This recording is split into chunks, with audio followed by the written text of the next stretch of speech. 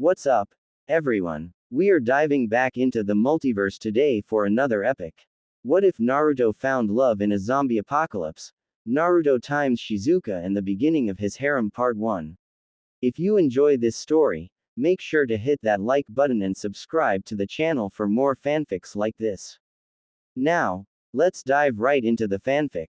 If a student of Fujimi Academy were asked to give their honest opinion of one Naruto Uzumaki and they possessed the knowledge of knowing that no harm would befall them from badmouthing the blonde menace, that would be some of the more common responses from the student masses. It didn't matter that the whiskered blonde possessed a body that could cause Greek gods to go green with envy, or that his handsome face could shame male supermodels and draw out swoons from all but the most loyal of married women. It just didn't matter. Naruto Uzumaki was hated by nearly all the students and staff of Fujimi Academy and loved by only a rare few. The reason for why that was the case was quite simple. He was an equal opportunist bully. He didn't discriminate by bullying just the weak. No, he bullied all. He bullied the bullies, bullied the teachers, the average student, the weirdo students, the popular students, even the janitor. Naruto Uzumaki truly meant it when he identified himself as an equal opportunist bully 2 years ago in his homeroom class. The only one excluded from the whiskered blonde's ruthless pranking was the school nurse Shizuka Marikawa, and that was because he privately thought of his fellow blonde as his soulmate. Everyone else didn't have that luxury, and as such, the past 2 years had them either witness an unfortunate soul lose their pride and sanity, or worse. They would be the unfortunate ones who would have their dignity crushed into shambles. Now one would be wondering, how exactly was it that Naruto still remained a student in Fujimi Academy and not suffer a single ounce of punishment? After all, some of the blonde's more extreme pranking. Regardless, it definitely would have resulted in expulsion. The answer to that question was quite easy yet quite mind-boggling. He never got caught. Naruto Uzumaki, who had perpetrated hundreds upon hundreds of pranks in the past 2 years, was never caught, not even once. The only reason people knew it was him was because of his disturbing declaration on his first day of enrollment, something that had to do with him saying that he would make the life of everyone in the building hell for the next 3 years. Well, that and because of the wicked grin that was painted on his visage whenever he got to witness the fruits of his labor happen just as it began to take effect on the unfortunate soul of the day. Or souls. Learning that no matter what happened that the prank king of hell wouldn't get caught, a large group of delinquents banded together and resolved to teach the blonde some manners themselves. The very next morning had found those same delinquents unconscious, and each of them bent over and strapped to the top rails of the chair while all manners of stationaries were jammed into their rectums. Now would be a good time to mention that scrawled on the upper part of their back, different sentences praising Naruto Uzumaki were written with the use of a permanent red marker. When the large group of delinquents had woken up, they had immediately burst into tears, shoulders quaking uncontrollably as they vividly remembered the unpleasant experience that Naruto had put them through. Seeing the potential in finally outing the prankster menace from the school, the staff questioned the delinquents about Naruto Uzumaki's involvement, feelings of euphoria and satisfaction submerging their existence as they visualized their academy without Naruto's presence. They were left feeling disappointment as the delinquents only cried even harder before all of them swiftly dropped out of the academy, never again seen by the student masses. Since then, everyone never once had entertained the thought about confronting the blonde themselves, none of them possessing the balls to try to reprimand him after what he had done to that large group of delinquents. Only a rare few people were an exception to that rule.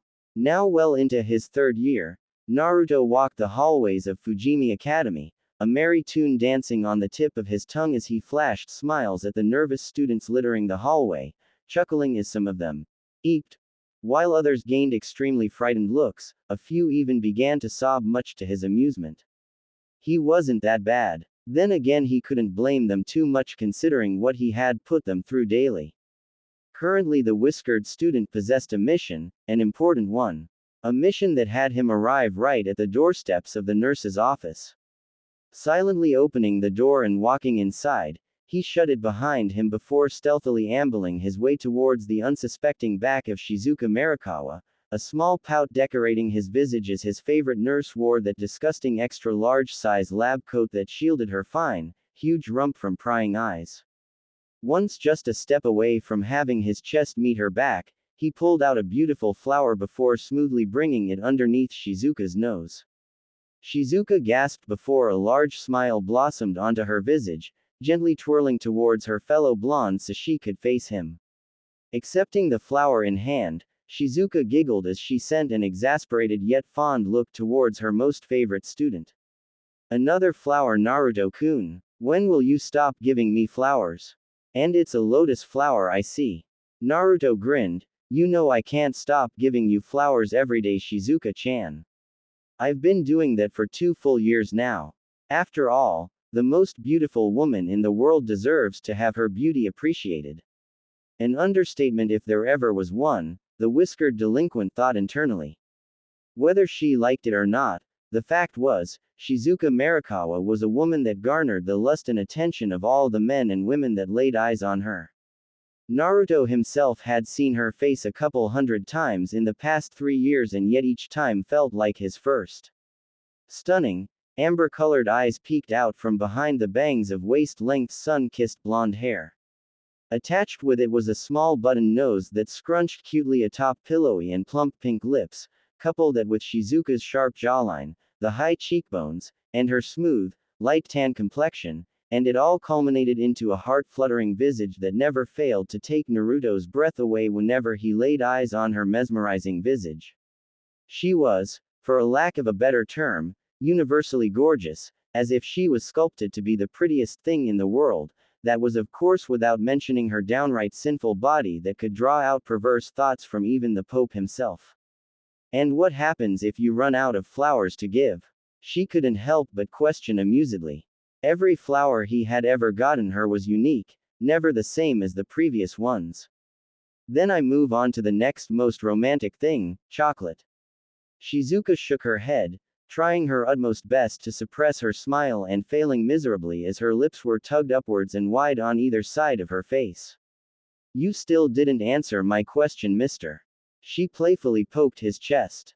Why a lotus flower? A lotus flower symbolizes rebirth, a new start if you will. I felt it was only appropriate since this is the start of a new year and the start of a better me. He answered, suppressing the urge to rub the back of his head sheepishly as school had already started nearly 2 weeks ago. A better you, huh? Will you stop bullying everyone this year? She questioned sternly, hands placed on either side of her hips as she gazed up at Naruto's bulky, 6-foot frame. Naruto pouted. You know I can't do that, Shizuka-chan. As I told you before, I'm an equal opportunist bully. HMPH, fine. Then I take it that you will stop your lecherous gaze aimed towards Busujima-chan. Hints of annoyance and jealously marred Shizuka's gaze as she crossed her arms underneath her mountainous bosom.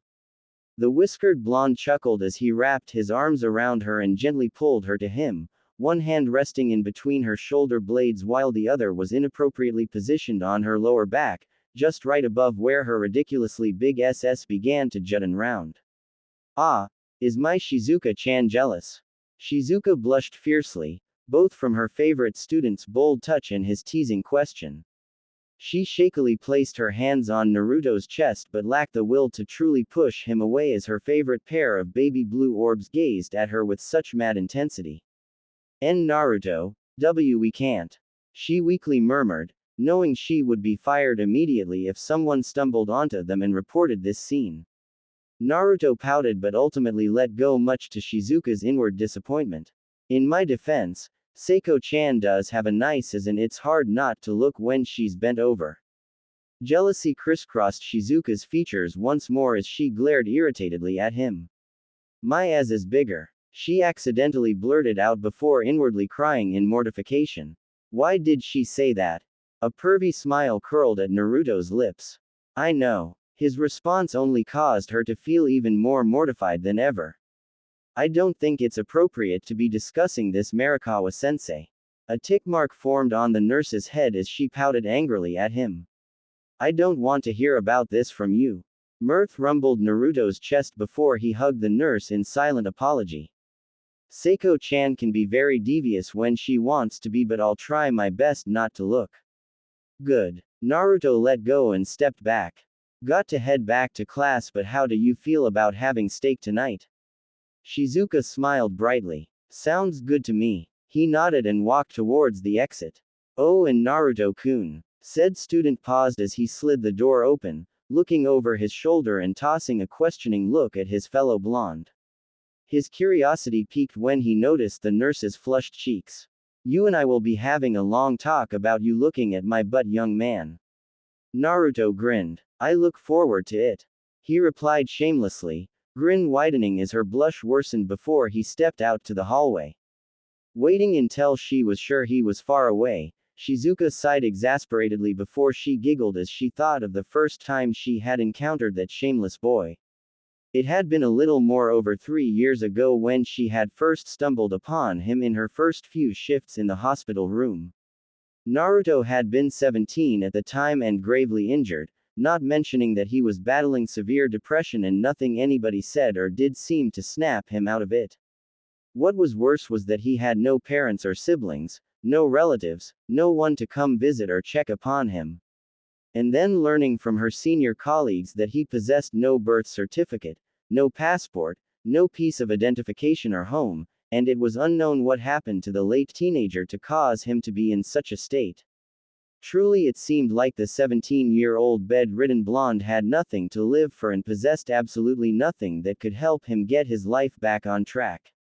A hypothesis that proved much to be true when she had personally questioned Naruto and he mutely nodded before refusing to answer any more of her or her colleagues' inquiries. The thing was, Shizuka was too kind for her own good. It was why she had gotten into nursing and why she was aspiring to be a doctor. Because she cared greatly about people, whether it was those she personally knew or otherwise.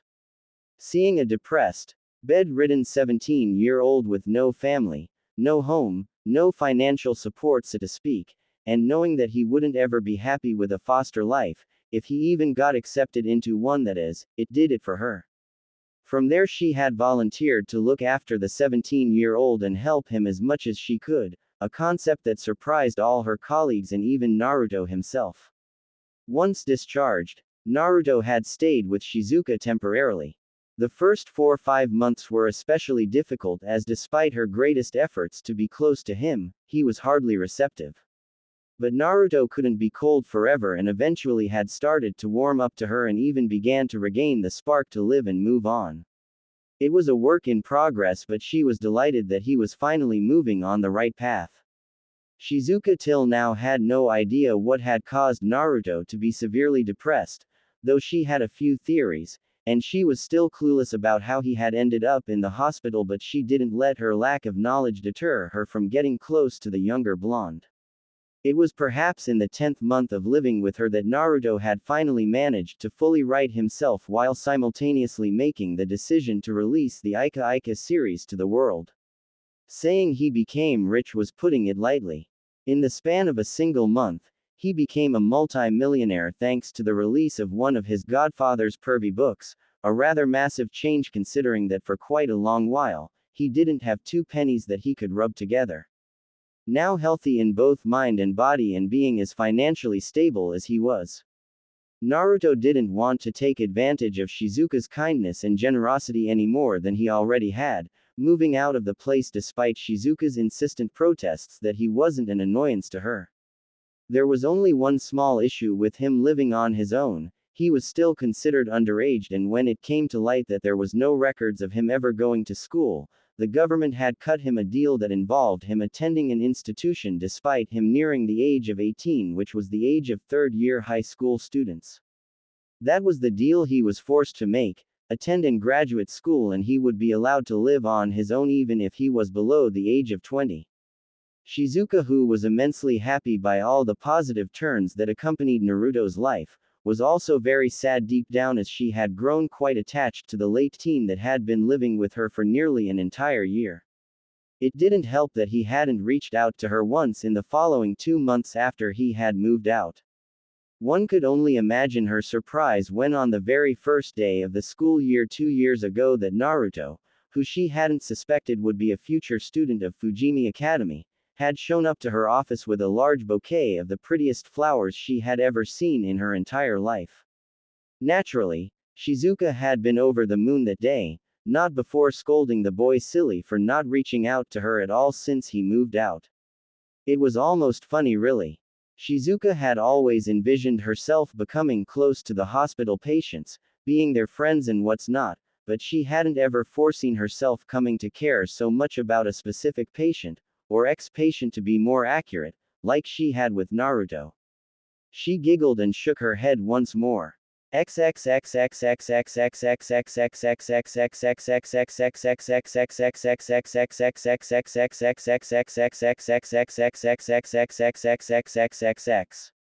It was torture. Listening to that man, Shido, or Sensei A Swipe as he liked to call him, was a man who reminded him too much about that pedo Orochimaru who gave Sasuke that gay hickey when he was 12. Needless to say, listening to that teacher talk made him want to puke. It was a good thing that he was Naruto fucking Uzumaki.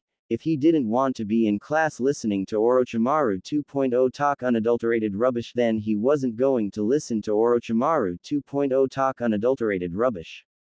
Oi! Naruto suddenly stood up, startling both the teacher and the students. The ones forced to sit next to the whiskered menace quivered in fear. Asswipe sensei, I need a small break, I trust that's not an issue. Shido shook his head rapidly, a terrified smile plastered on his visage. No, I mean of course not Uzumaki-kun, take all the time you need. Naruto smiled so brightly it would have blinded Apollo. Thank you for understanding. He walked away from his seat, smacking the head of a poor guy who was staring a bit too much. Focus on the whiteboard, you dimwit. Fearing that even a word could set him off, Shido said nothing as he and the rest of the class discreetly watched the proceeding, a relieved smile crossing over his and everyone else's features once the prank king of hell was out of the class. Now class, back to what I was saying. Naruto closed his eyes and chuckled from his position out of the classroom, not seeing the need in staying here any longer. The ex-shinobi walked the halls of the academy, determined to get some fresh air into his lungs.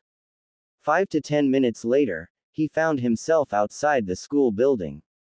Intriguingly enough, it seemed that he wasn't the only one outside as a couple of staff including Kyoko, Big Tits, Hayashi and Small Dick, Tashima stood by the gates and they were confronting someone. Driven by curiosity, Naruto couldn't help but approach them while keeping a wary eye just in case the situation demanded it. Except the blonde also wanted to get a good look at that round and jutting rear that stretched out Kyoko's skirt. Not that any sane, red-blooded man could blame him. It honestly came as a surprise that Kyoko Hayashi, a woman with a full and voluptuous figure, was single. Then again, he should have expected such a thing as Shizuka, the hottest woman in both this world and the elemental nation, was single too, and that had been the case for many, many years. But back to Kyoko Hayashi, she was a woman of extravagant appearance, with reddish-brown hair that framed a strict yet kind heart-shaped face, big brown doe eyes that hid behind a pair of nerdy glasses. A nice pair of lips on top of an angular and sharp jawline. She was a beauty, certainly easier on the eyes compared to Tashima. Then again, it was easy to have such an opinion since Naruto was a fully straight man. Coming to a stop right next to Hayashi just as Tashima grabbed a hold of the stranger's shirt and slammed him into the gate, Naruto ignored all the uneasy murmurs as his gaze narrowed suspiciously. There was something very nauseating about the smell that emanated from the peculiar acting man. Naruto could not ponder any longer as a pained scream pierced his thoughts and returned him back to his senses. What the fuck? Naruto gazed, wide-eyed just like the remaining staff as they witnessed blood gush like a fountain from the stranger biting Small Dick Tashima's wrist. So stunned by the turn of events, none of them reacted as Tashima continued to bellow before he slumped backwards and fell to the ground. Kyoko gasped before she quickly ran over to the downed PE teacher, heart thumping thunderously as she hurriedly placed Tashima's head on her lap. Tashima-sensei. Tashima-sensei. Wake up. Do you think he's dead? One of the nameless teachers slowly asked his colleague, extremely disturbed. Nameless teacher number 2 didn't get the chance to respond as Kyoko turned in their direction, livid at their question. Of course he's not dead. She thundered angrily before returning her gaze back to her longtime colleague. A twitch. Kyoko exhaled in relief as she noticed the subtle movement coming from the now moving and alive phys ed teacher. Oh Tashima, you had me so whoa. She stopped speaking as Tashima suddenly grabbed her shirt and yanked her down, eyes widening in astonishment as the bitten teacher lounged for her neck. A shower of blood erupted once more as teeth sank into flesh. Naruto grunted in extreme pain. Having noticed the soulless-looking orbs of what used to be Tashima-sensei glinting with hunger, Naruto instinctively crept closer to Kyoko just in time for what used to be Tashima-sensei try to sink his jaws into Big Tits-sensei's neck. Fortunately, Naruto, who had anticipated such a thing thanks to watching so many horror movies with Shizuka-chan of course, reacted much faster and prevented it at the cost of zombie Tashima biting his own forearm instead. Yeah, I don't fancy getting bitten by men, you weirdo. Naruto slammed his fist into zombie Tashima's face, watching with complete satisfaction as the man's dead body was sent flying a few feet away. You Uzumaki-kun, are you alright? Kyoko worriedly asked as she stood up, concernedly gazing at the red bite mark that was decorated on her student's forearm. Naruto hid a wince and nodded. I'm alright, Big Tits Sensei. If it had been any other time, Kyoko would have bristled with anger before lecturing the whiskered blonde about manners and proper conduct. As it was, she could only shakily nod before another scream greeted her ears. Turning towards the source of that ominous sound, Naruto and Kyoko were bewildered to learn that the stranger from outside the gates from earlier had somehow gotten inside and bit nameless teacher number 1 while nameless teacher number 2 fled for his life. Grunting in annoyance, Naruto quickly whirled towards the female teacher, bending his knees as he wrapped his arms around Kyoko's legs and hoisted the startled woman over his shoulder. You Uzumaki-kun, what do you think you are doing? She questioned, a color of light pink flushing her visage as Naruto ran back inside the institution. I can run on my own, Uzumaki-kun. No you can't. You're wearing heels and there's a high risk of you tripping and having those zombies bite you. He replied. Kyoko Hayashi was rendered silent as the blonde did have a valid point, there was absolutely no way she could run in her heels. Unknown to the hoisted woman, there was another reason behind why Naruto had carried her and why over his shoulder. What was that reason, one might wonder? To enjoy the feel of that thick bubble butt jiggling on his face. Was he honest in that he carried her so she wouldn't trip? Absolutely. He wasn't gonna let someone innocent lose their life if he could help it. That said, he didn't see a reason not to enjoy himself as he saved a damsel in distress. Uzumaki-kun, you can let me down now. Kyoko subtly ordered. Naruto complied and lowered the ping-pong teacher, resisting the urge to pout as he rather enjoyed the feel of one of Kyoko's soft, thick cheeks wobbling on his face. Your arm, how does it feel? She worriedly asked before bowing her head sullenly. I am so sorry that you were bit because of me. It's alright Hayashi-sensei, I do not blame you at all. He easily forgave her much to her shock and immense gratitude. I've had meaner injuries but never mind that. I have to go to the nurse's office and protect Shizuka-sensei. I take it that you wish to go to the principal and inform him of this development. He crossed his arms and stared at her expectantly. Kyoko nodded. I must warn him so he could announce and notify Eve. She was cut off from her speech as the principal's voice rang across the school. This announcement is for all the students and teachers. An emergency situation is taking place inside the school right now. All students must follow your teacher's instructions and evacuate. I repeat, all Suddenly and without any forewarning, the sound of the principal's voice was cut off ominously, leaving all to question what happened. The answer to their unspoken question was given as low-pitched and horrendous groaning was heard across the school before the principal's voice followed. No, you stay away from me. Get back. Get back. Agok. For a full solid 10 seconds, no one said or moved an inch, too stunned by the awful scream before the sound of flesh getting ripped from bones resonated in their ears. Comma. At once, pandemonium erupted as students and teachers filtered out of the classrooms. In a desperate bid to survive, childhood friends turned and betrayed one another as one pushed the other aside in order to escape. A few people had unfortunately been knocked down on the unforgiving pavement, their heads stomped into bits as students and teachers alike rushed out into the hallway while not giving a rat's as that they stepped on the body of some poor souls. In the sequence of chaos that had suddenly plagued the school, the ugly colors of a person's true nature was revealed as nearly everyone forgot their humanity, more concerned with their survival than that of their fellow friends and colleagues. Naruto grunted in annoyance before he turned to his horrified companion. Big Tits Sensei. I have to leave. Go inside the empty classroom right behind me and stay here in the classroom, I'll come back for you. No, she screamed before toning down her voice much more considerably. I'm sorry Uzumaki-kun, but I can't let you go out there all on your own. What if you get bit again and this time you turn into one of them? The ex-shinobi waved off her worries.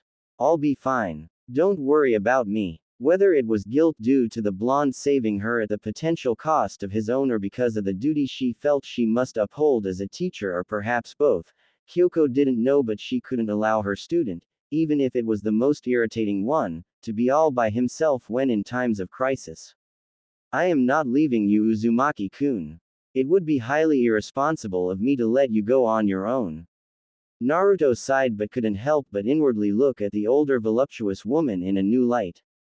All right, but be very quiet and sneaky. I don't doubt that the school is already filled with those, we'll just call them zombies for now. Kyoko nodded before her gaze turned wary as she eyed his bitten wrist. Just keep me updated on how you feel with the bite. If we're lucky and that seems to be the case, perhaps getting bitten doesn't necessarily turn you into one of those things. Naruto nodded in return at her reasoning but disagreed with her last statement. He was a bit of a special case. Sure, he was no longer a Jinchuriki and yeah, his chakra coils were damaged beyond repair, but he was an Uzumaki. A clan renowned for their strong life force and longevity, not mentioning, as he had later found out, a reincarnation of the sage's younger son. He may not be able to utilize his chakra anymore, but that hardly meant that the other gifts his blood had gifted with him would dissipate. Naruto hadn't turned because his body had probably already finished combating and defeating the disease within. The joys of being an Uzumaki. All right, Big Tits Sensei, let's go. He commanded, silently walking to the nurse's office with the auburn-haired teacher following right after him. A protruding vein appeared on Kyoko's forehead. She glared lividly at her most troublesome student. Stop calling me such a derogatory name. It's Hayashi-sensei to you, Uzumaki-kun. Naruto chuckled. Kyoko-chan works perfectly for me, and please, call me Naruto. Tendrils of the ancient and primal emotion slithered and moved with purpose, brushing against his heart and bringing about the unpleasant thoughts that he tried to force away about whether Shizuka Marikawa was alive or not. Naruto Uzumaki wasn't a fearful person by nature. Even before his unexpected arrival in this world, there was hardly anything that terrified him back in the elemental nation. The short list of things that scared him only became shorter once he was here. And it was expected, really. When one had the power to absolutely destroy a meteor of all things, there was not much that could scare that person. Even though that was no longer the case. But now, having reached the nurse's office nearly 30 minutes ago, Naruto was both dismayed and simultaneously relieved to find his closest friend in the world not holed up in her office. Seeing the broken windows, the absent medicine, the corpses and blood that littered the floor, it filled Naruto with a sense of deep apprehension that he thought he could never experience again. He swiftly moved past the horrified Kyoko, prompting her to follow him and pulling out a combat knife from under his sleeve, killing whatever zombie that got too close to them, attracted by the noise of Kyoko's heels thudding the floor, not paying any heed to the shock and slight wariness of his teacher as he searched around every hallway and in every classroom for the woman who he owed an unpayable debt. The tendrils of fear, already wrapped so meticulously around his heart, constricted painfully, squeezing with increasingly intense pressure as time itself stretched apart. As the seconds dragged into minutes, Naruto only grew to find himself more frustrated and panicked over his failure and incapability to locate Shizuka. The fear in him growing, cultivating, until it evolved to become terror. That was the feeling that was running down his veins. Terror. Uzumaki-kun, are you alright? An admittedly stupid question to ask in a zombie apocalypse, but Kyoko couldn't help but blurt out her concern, no longer capable of remaining quiet after noticing for quite a while how her most troublesome student was unusually quiet and serious. I'm Al. A scream pierced the hallway, interrupting Naruto, who reacted swiftly by picking up Kyoko's bridal side, ignoring her protests before he dashed in the direction of the shriek. Get away! Get away! The screams, female in nature, grew increasingly louder as the former shinobi sprinted with impressive speed, turning the next corner and spotting the zombie closing in on the pink-haired girl shuffling backwards on the floor. Naruto unceremoniously placed Kyoko on the floor before he pulled out his combat knife, flicked his wrist and let go of his grip, watching intently as the sharp blade flew in the air before impaling and finding a temporary home inside the back of the zombie's head. Ah ha ha hhhhhh. Naruto barely managed to rein in the urge to roll his eyes as the same pink-haired woman he saved proceeded to scream her lungs out as the zombie slumped before falling down on her chest. His eyes trained in on the four other groaning forms of the undead, enticed by the fetching sounds of the glasses-wearing broad who finally zipped her mouth shut. Fortunately, her scream signaled like a beacon to other survivors of their location, and Naruto watched, relieved as he ran alongside Kyoko, as the form of the woman he was looking for came into view. Shoving all feelings and thoughts to the side, Naruto pulled out a second knife from within his sleeve before slicing the nape of the closest zombie around, returning it back to his sleeve after he took note of the three other undead already taken care of courtesy of Seiko, an orange-brown-haired, spear-wielding girl, and a guy with a bat. Well, ain't that swell? He thought sarcastically. Walking slowly to the pink-haired woman, Saya, if he remembered correctly, he ignored her trembling form along with all the other looks of wariness and distrust from the others as he knelt down, removing the knife lodged in the back of the zombie he killed before wiping the blood away with his sleeve. Standing up, Naruto ignored the crying form of Saya, now comforted by Seiko, locking eyes with the visibly happy but worried Shizuka and exhaling in relief as all the terror wound up inside him dissipated within seconds.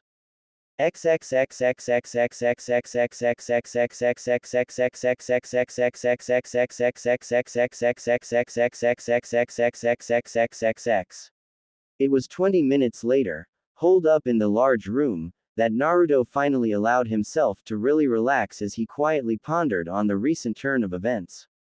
Looking at the matter analytically, the fact that not even a single police officer had investigated the school meant that their hands were full. And considering how quickly the situation deteriorated with going from one walking corpse to hundreds, there were no two ways about it, the city and probably even the whole country was already infected. And maybe even the world.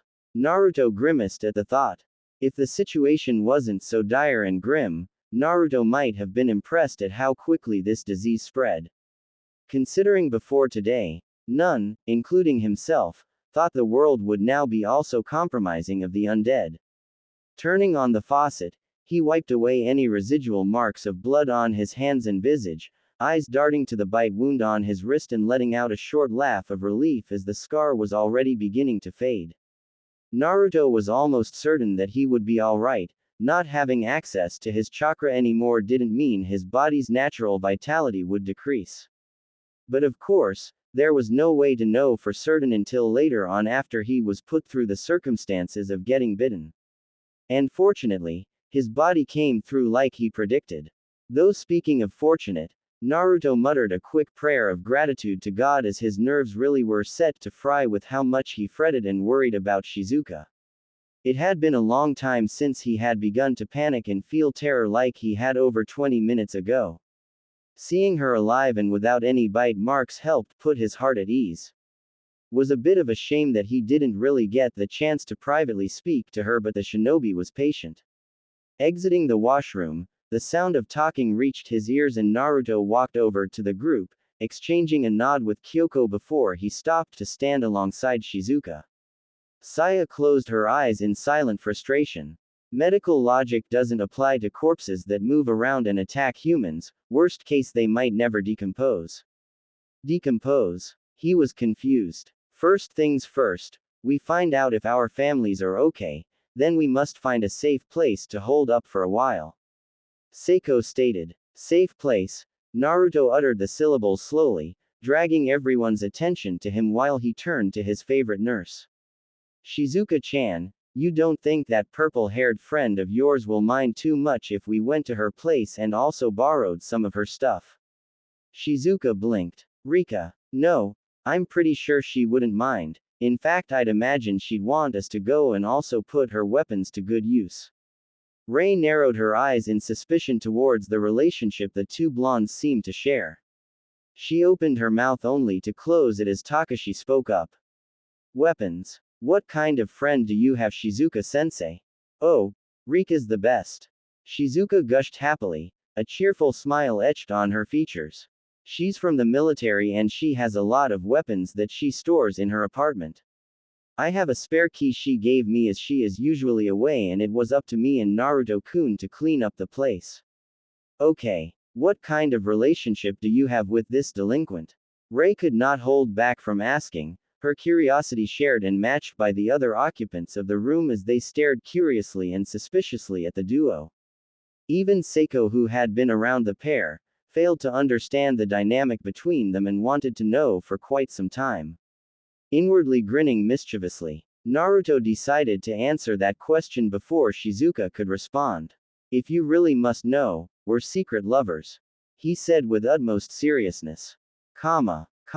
Nani? Naruto winced and covered his ears as Rei, Kyoko, and Saya bellowed their confusion, muttering another prayer of gratitude that the room they were in was soundproof. Why? He had no idea and frankly, he didn't care. His eyes flitted across the rest and he could see Takashi and Kutra as he learned their names, gushing out blood from their nostrils while nodding approvingly at him. Seiko was the only one who didn't believe him, it seemed. Quite expected, as she was a regular victim of his pranking and was well aware of his mischievous nature. Though he knew it was a bad idea, Naruto could not help himself from expanding upon this fun and harmless prank. Me and Shizuka-chan even had a go today, she likes taking it in the rear. Interestingly enough, the fountains of blood that spurted from the nose and drenched the room emerged not only from Kutra and Takashi, but from Rei and Kyoko as well, who had massive blushes of their own on their features. Even Seiko and Saya were blushing. Suddenly, Naruto's danger sense went haywire. He shivered as the hair on his arms stood to attention. A positively evil giggle rang from behind him and Naruto gulped before he slowly turned around and wished he hadn't. Shizuka smiled brightly, too brightly, eyes closed as her shoulders shook in what was either supposed to be mirth or fury. Bam! It was fury. Naruto realized that the hard way as he nursed the comically large bruise on his head, wincing as he held his head and sent her an annoyed stare. Shizuka scowled and cracked her knuckles. She looked menacing, or to be more accurate, would have looked menacing if not for the fact that her face was drowned in a mesmerizing shade of a red rosé. That's not funny, Naruto-kun. The ex-shinobi pouted. I disagree. Look, we do not have time for this. What we need to do is take the keys to one of the buses, get out of here, go to Shizuka-sensei's friend's place, and get some weapons to defend ourselves. Saya interrupted furiously, returning the tense atmosphere to the group. While I would have been kinder with the tone, it doesn't change the fact that Takagi-san is right. Kyoko spoke up, the blush fading away as she rummaged through the drawers before finding the key to one of the buses. So let's not waste any precious time, we can't afford to in this perilous situation. Naruto looked around, seeing everyone puff up their chest in determination had him wondering if he was in some sort of anime. The synchronous reaction was too much. Well, if he really was in an anime, now would be his moment to shine. Alright, listen up, losers. Seeing the unhappy look in the face of his most favorite person in the world, he added. Except you, Shizuka-chan, you're awesome. Shizuka blushed before giggling lightly at Naruto's charm. Our goal is to reach the school bus and get out of here. We can go guns blazing even if we have no guns, but there are only God knows how many zombies out there. Our best approach is stealth, so minimize the noise and be quiet. He ordered. I'm sorry, and who made you boss, you delinquent? Ray looked at him challengingly, loathing the idea of having to follow the leadership of Naruto Uzumaki of all people. Takashi, Hirano, and Saya shared uneasy looks while both Shizuka and Kyoko looked conflicted. Only Seiko seemed unbothered by his desire for leadership. He sent her an unimpressed look. Me. Now, unless you want itching powder stuffed down your gullet and green hot peppers strapped to your nostrils via tape, I suggest getting used to me taking charge. Understood. He raised his voice a little at the end.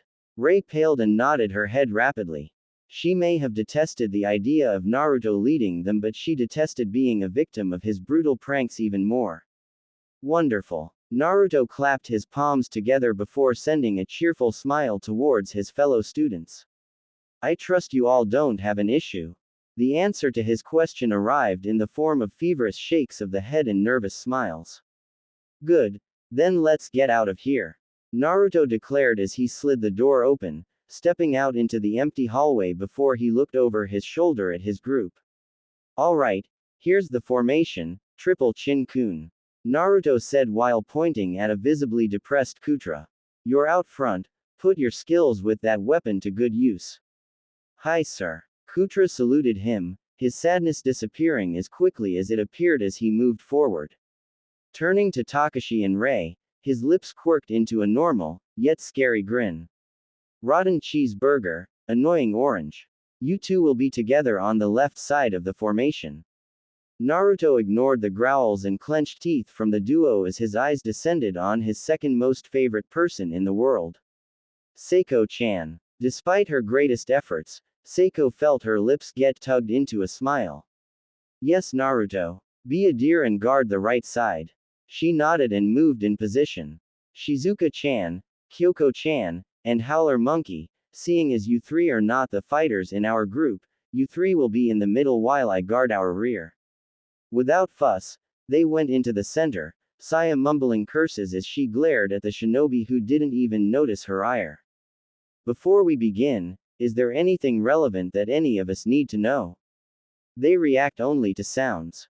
Saya declared. They each individually have the strength to break down a door, so avoid getting caught in their hold. Seiko added. Good to know. Naruto nodded at both of them. Although that sound theory will be needed to be tested out, there is no harm in being silent and stealthy. Now with that out of the way, let's get moving.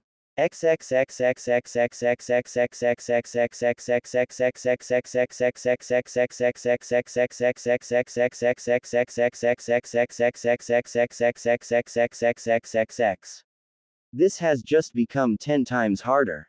Naruto idly mused as another group, one they had saved, joined them. Survival of the fittest, he supposed. As Naruto brushed past the door, the metal weapon of one of the male members from the other group carried, banged lightly against the rails of the stairs, generating a loud echoing sound heard across the entire school campus. On cue, every zombie appeared and Naruto flamboyantly gave the man responsible the middle finger. Run! Takashi bellowed as he dashed forward, his form flanked by Seiko, who proceeded to smash her bakken into the gray faces of any zombies too close for comfort. Why the hell would you scream? Now the entire school probably heard you. Saya screeched at her childhood friend. Less talking, more running. Naruto barked, ducking underneath an arm swipe as he made for the bus. Air. The ex-shinobi grimaced as the sounds of screaming with maws sinking into flesh reverberated into his ears. If he had access to his chakra, protecting everyone would have been child's play. Leaping to the side from a zombie that lurched in the position he was formerly in, Naruto slashed at the gray-skinned cunt before he resumed his running, his impressive, otherworldly biology allowing him to easily make up the distance as he protected Saya, Kyoko, and Shizuka from any of the bloodthirsty undead from behind. Fortunately, the distance to the school bus hadn't been excessively far and Naruto stood guard in the parking lot as Shizuka entered, slashing and killing away at the nearby zombies with Seiko and Takashi assisting him in. Whoosh! A nail flew in the air before finding a home in the forehead of a zombie that got too close to Takashi for comfort.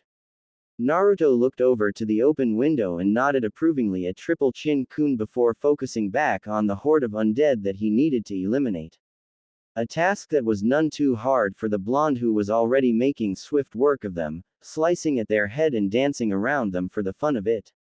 Suddenly, the sound of the bus came roaring to life, and Naruto had to grunt as his fun came to an end, cleaving through the horde with finesses that didn't belong to this world. Turning to the awestruck Seiko who had just mere moments ago witnessed his skill, Naruto flashed her a charming grin and bowed. After you. The president of the Kendo club snapped out of her stupor and couldn't help but send her friend an amused smile. Being a gentleman now are we?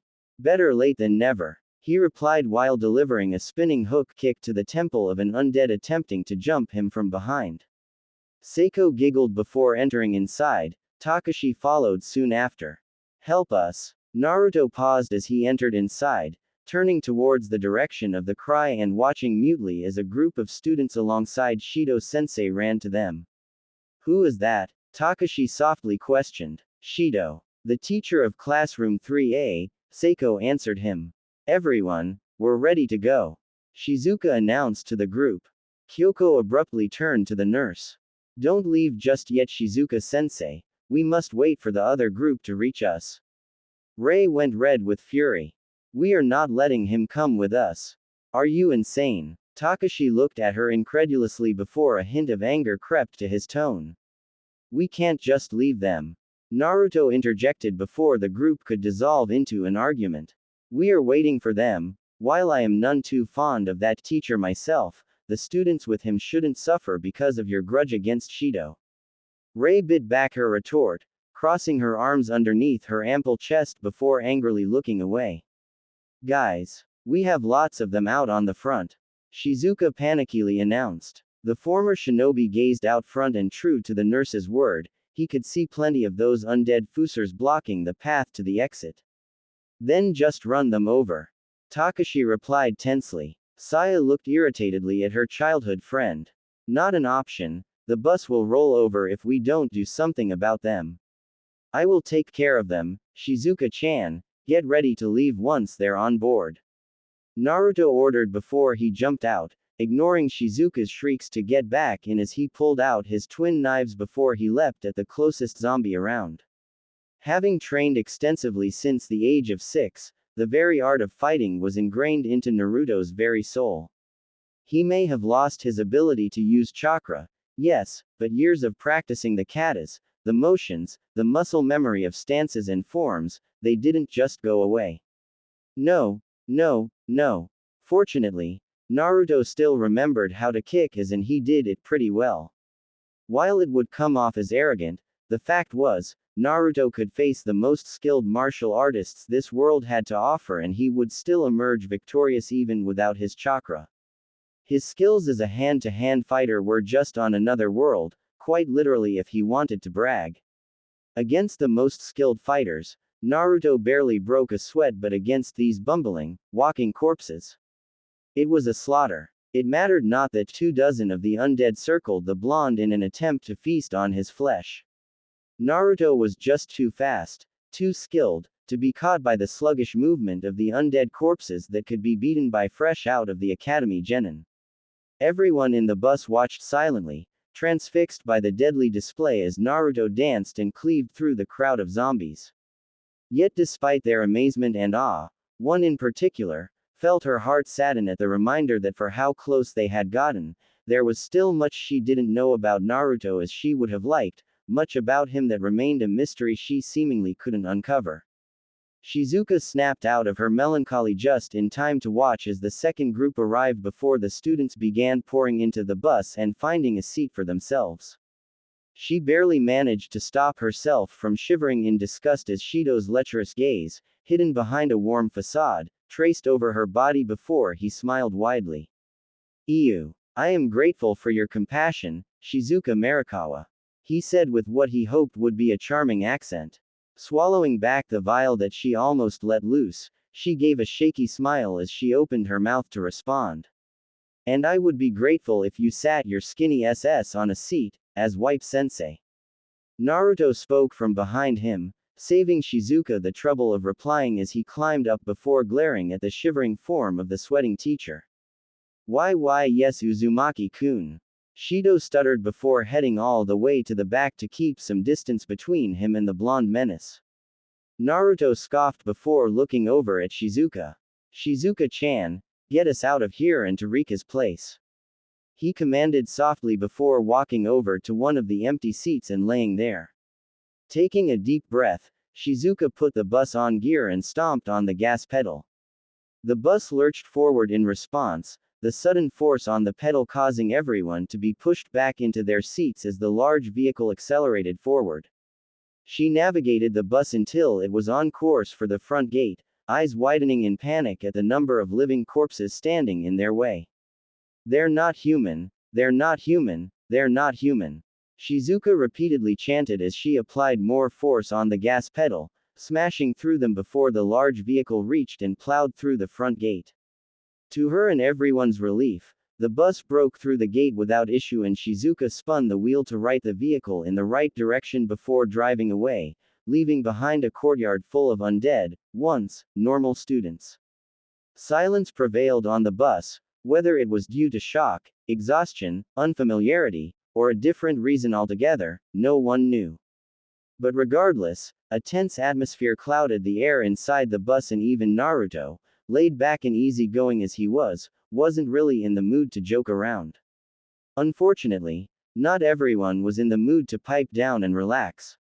Sonoda, never one to read the mood and also lacking any sort of semblance when it came to manners, tched rather loudly.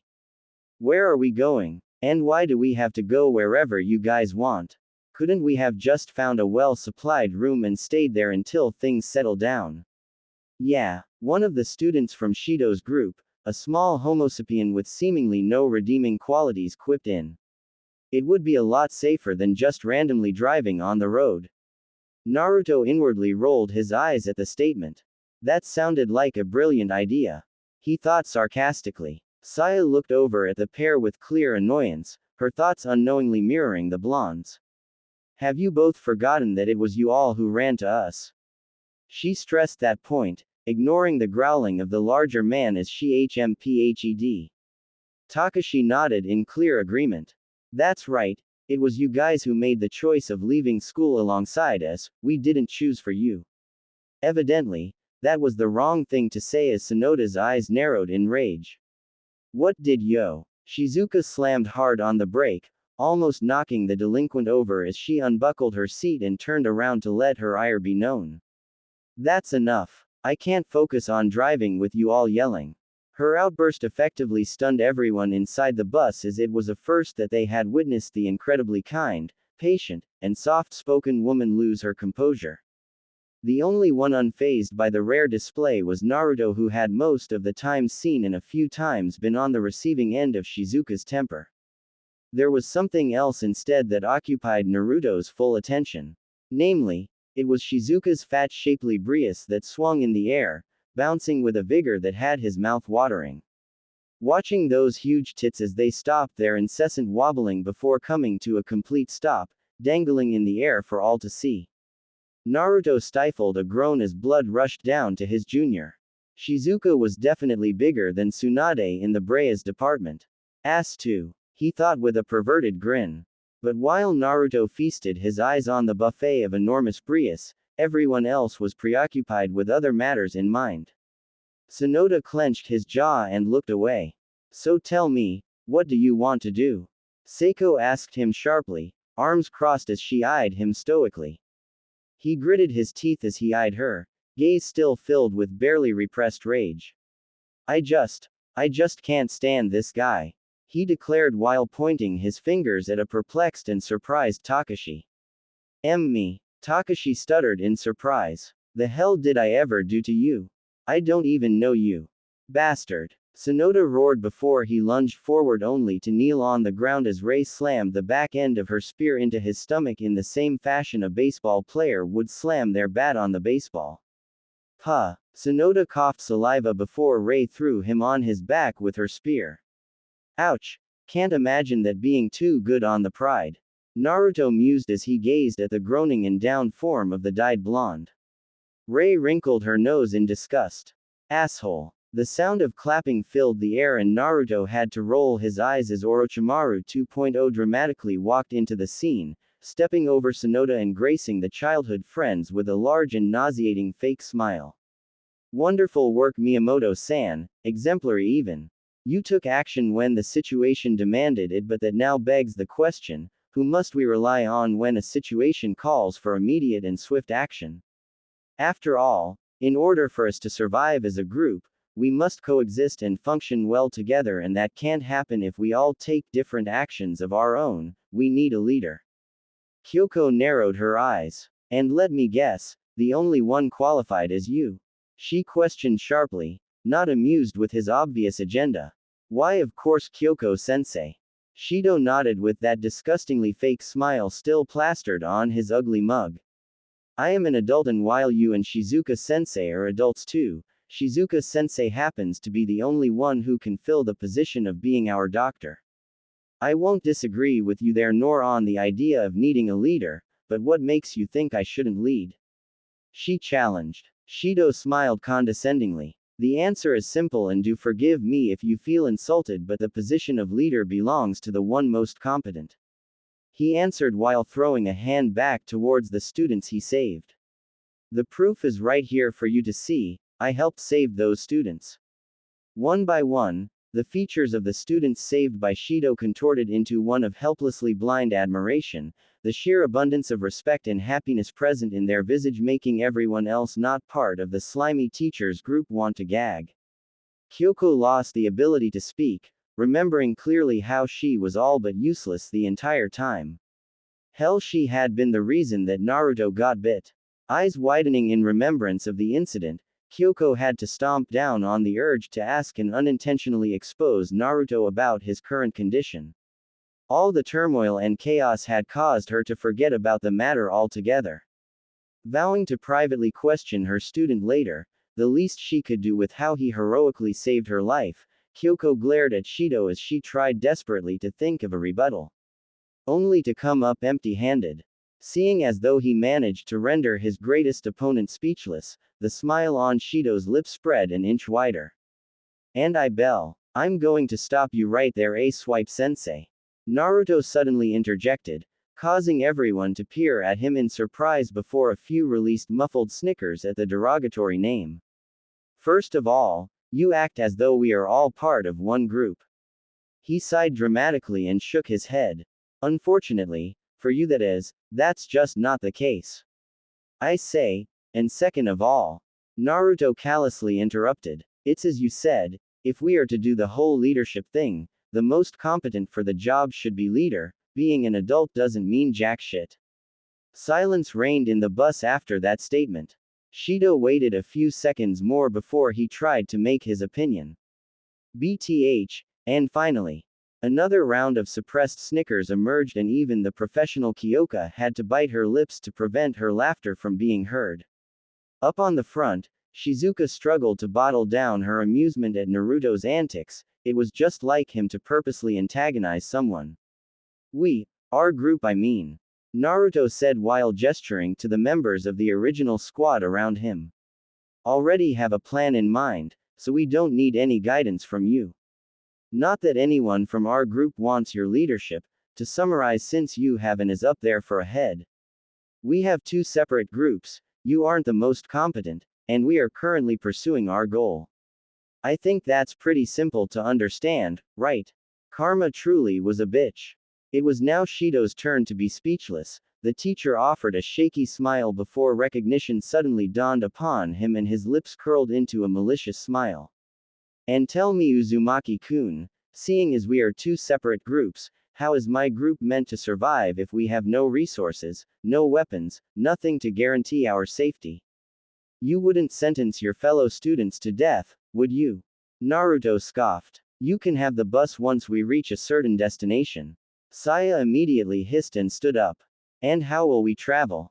Shizuka-chan's friend, Rika, has a big Humvee that can easily fit all of us in.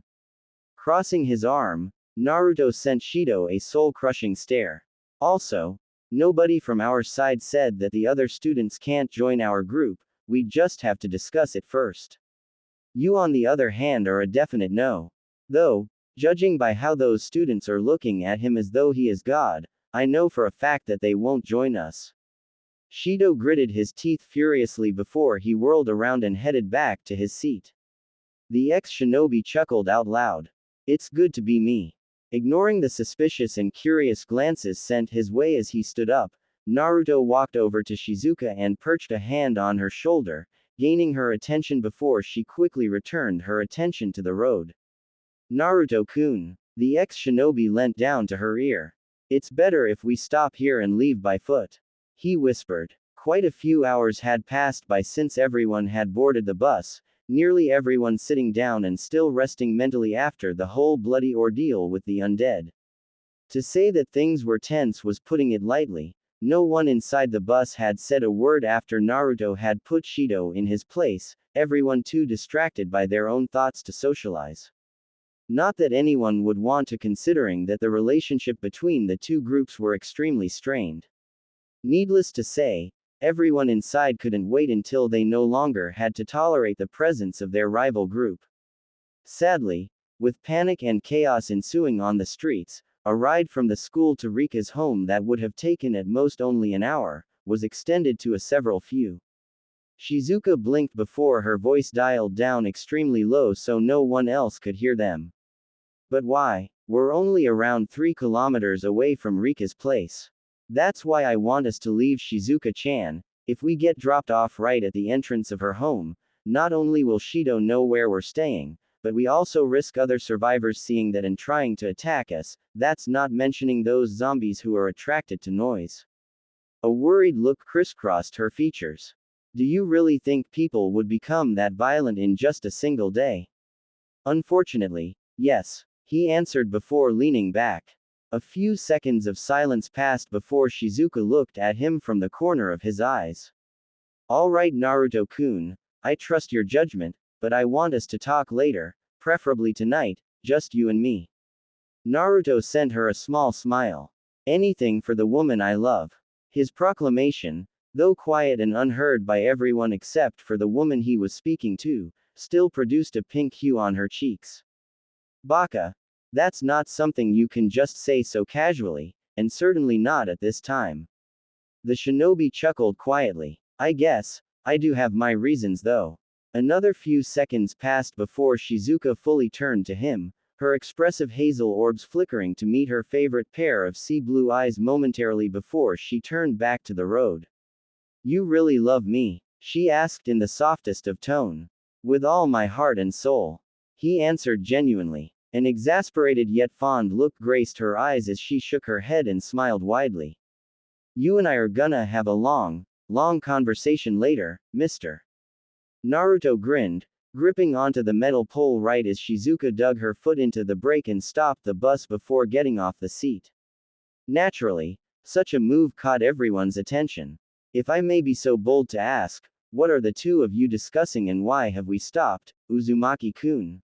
Shizuka-sensei, twisting his neck so he could gaze at the one who addressed them, Naruto's grin only widened as he took note of the signs of nervousness that clung to Shido's form, the teacher's confidence leaving him once confronted with those deadly eyes. We're leaving the bus, my group is, we're pretty close to the place and we don't need the bus to reach our destination safely. Saya instantly approved of the blonde delinquent's plan. I agree, and I believe I speak for all of us, Shido-sensei, when I say that none of us are willing to stay here any longer. Her declaration was followed with everyone in their group standing up, each of them in their own silent way conveying their desires to be away. Only Kyoko, out of the entire group, looked conflicted at the idea of getting away and leaving so many students in Shido's clutches, but one glance at the nauseating expressions of admiration and hope that those students held for Shido and she managed to steel her resolve. Shido laughed. I understand, my dear. After all, Japan is a free country, and there's no forgetting the argument that Uzumaki-kun made from earlier. Still, for the sake of the many students here, the ones you're willing to abandon. He smirked cruelly, yellow eyes alit with maliciousness. I'd have to ask on their behalf, can any of you consider staying? There's strength and safety in numbers, and with society deteriorating, we must look after one another. Surely some of you wish to help them, yes. I know that you're a caring woman, Kyoko-sensei. Said woman frowned, knowing the kind of angle that her fellow teacher was going for. And of course, Shido's lecherous gaze shifted to the voluptuous nurse, not giving Kyoko the chance to respond, his tongue skidding across his lips as he admired Shizuka's otherworldly curves. You care about them too, Shizuka-sensei. It is why you've been studying to become a doctor. Would you not be willing to help me care for these precious souls? They need you. Everyone in the Naruto squad grew even further disgusted by the man, Rei scowling hard while tightening her grip on her makeshift spear, ready to put it to good use, while Kota clenched even harder on his nail gun. Shizuka reeled back, shivering at the slimy man's disgusting and blatant ogling. Enough. Naruto interjected firmly, glaring dangerously at the male teacher. I will not have you try guilt trip anyone in my group into joining you so you can use them. Turning to Shizuka, Naruto sent her a reassuring nod, one that helped her regain her bearing. Shizuka-chan, open the doors, we're leaving. The blonde nurse immediately complied, allowing the former shinobi to shift his attention back to everyone else. For those of you who belong in Shido's group, this is your one and only chance to come with us. The man you all view as leader is nothing more than a venomous snake. As Naruto had theorized hours ago, all the students admired Shido too much to even truly consider his words, it showed in their raging uproars. You take that back, you son of a bitch. Shido-sensei is the greatest human being ever. You want us to follow you. The biggest delinquent in th face of the world. Shido-sensei is not a venomous snake. Don't you dare insult sensei. He's the most compassionate man ever. He saved us. Only delinquents like you fail to comprehend just how godly Shido-sensei truly is. Even more love-sick declarations would have followed suit had Shido's pleased chuckles not reverberated around the bus. Thank you for the kind words, children, but there is no need to be so angry. Everyone is entitled to their opinion, and though Uzumaki-kun's opinion is hurtful, he still has the right to think however he pleases.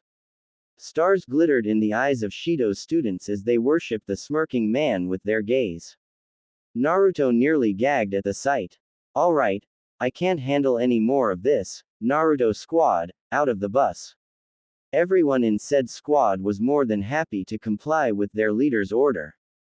Good riddance. Rei muttered loudly while glaring daggers at Shido as she left. Takashi followed right after before Shizuka and Kyoko joined them, leaving only Naruto, Seiko, and Kota left inside, the latter keeping his nail gun aimed right at the male teacher and his followers, much to Naruto's approval. Sending a nod to Seiko, who returned it, she followed suit with the others. Now only the shinobi and Kota remained inside. May I, Uzumaki-san? Kota inquired, bloodlust swimming in his gaze as he locked orbs with Shido. The shinobi gave his underling the thumbs up. Of course, the stage is all yours, my friend. Oh, and please, call me Naruto. Oh, is there something you wish to get off your chest, Kota-kun? Shido placed a hand on his heart, as though dreading what might come next. Only, the way his shoulders shook along with how his lips trembled between staying in a firm line and a smile easily foretold how the teacher found the situation amusing. You can tell me anything, Kota-kun, your safety and happiness is something I vow. Shido's words were cut off as a nail grazed his cheek, spilling blood and causing the teacher to nearly yelp in fright. I missed on purpose. Kota spoke quietly, rage bubbling in his chest as he glowered at the sweating man. The next shot I take won't be a miss. What? But you're not a violent student, Kota. You have always been a civil and polite young man. Shido uttered shakily, his amused smile having long since faded away. I tried my best to ignore the bullying, to ignore the fact that you turned a blind eye to my problems and even encouraged others to pick up on me. Shido paled as Koda's voice incessantly increased in volume. I was civil because I wanted a normal life. Even after all the times you bullied and made fun of me. Silence engulfed the bus after the roar. Naruto couldn't help but be impressed. Taking a deep breath to subdue his rage, Koda continued more calmly. But normal is not something we'll have ever again. This is your only warning. Mess with us and I will be the one to kill you, in the most painful way possible. Gulping, Shido shakily nodded. Placing a hand on the gun otaku's shoulder, Naruto sent him a nod before they both backtracked to the exit. Adios to you all, A-Swipe Sensei and A-Swipe Sensei's deranged cult. The ex-shinobi gave them a two-finger salute before both he and Koda finally left. Everything all right, Koda? We heard you yelling. Takashi stepped forward in concern. Koda rubbed the back of his head sheepishly, reverting back to his meek demeanor much to everyone else's amusement. He's good, he was just being a badass and putting A-Swipe in his place. Naruto spoke on his behalf before he could reply. Which speaking off, Naruto turned to the gun maniac. That was pretty cool, brother. You've officially earned my respect. From here on out, I shall call you Gunner. Is that acceptable to you? Koda was moved to tears. Hi, excellent. Naruto grinned before turning to everyone else. Now I don't know about you losers, but I'm not really interested in continuing to stand on the road like an idiot. Follow me please. Oh, and before I forget. The ex-shinobi turned around to face them. We'll also go to any nearby stores, get some necessities like food, medicine, anything important. That includes. Naruto eyeballed the pair of women that he came to associate with as annoying Orange and Howler Monkey. The stuff you need for when you're on your period. If the two of you are annoying now, only God knows what kind of horror the two of you would be when you're in your period. If you're not already. Rei and Saya clenched their fists in fury, veins bulging all around their features. Before they could give the blonde a piece of their mind, Naruto raised his chin, smirked smugly and spoke. Make sure to keep the volume down. In case you've forgotten, our gray-skinned bumbling friends are attracted to noise.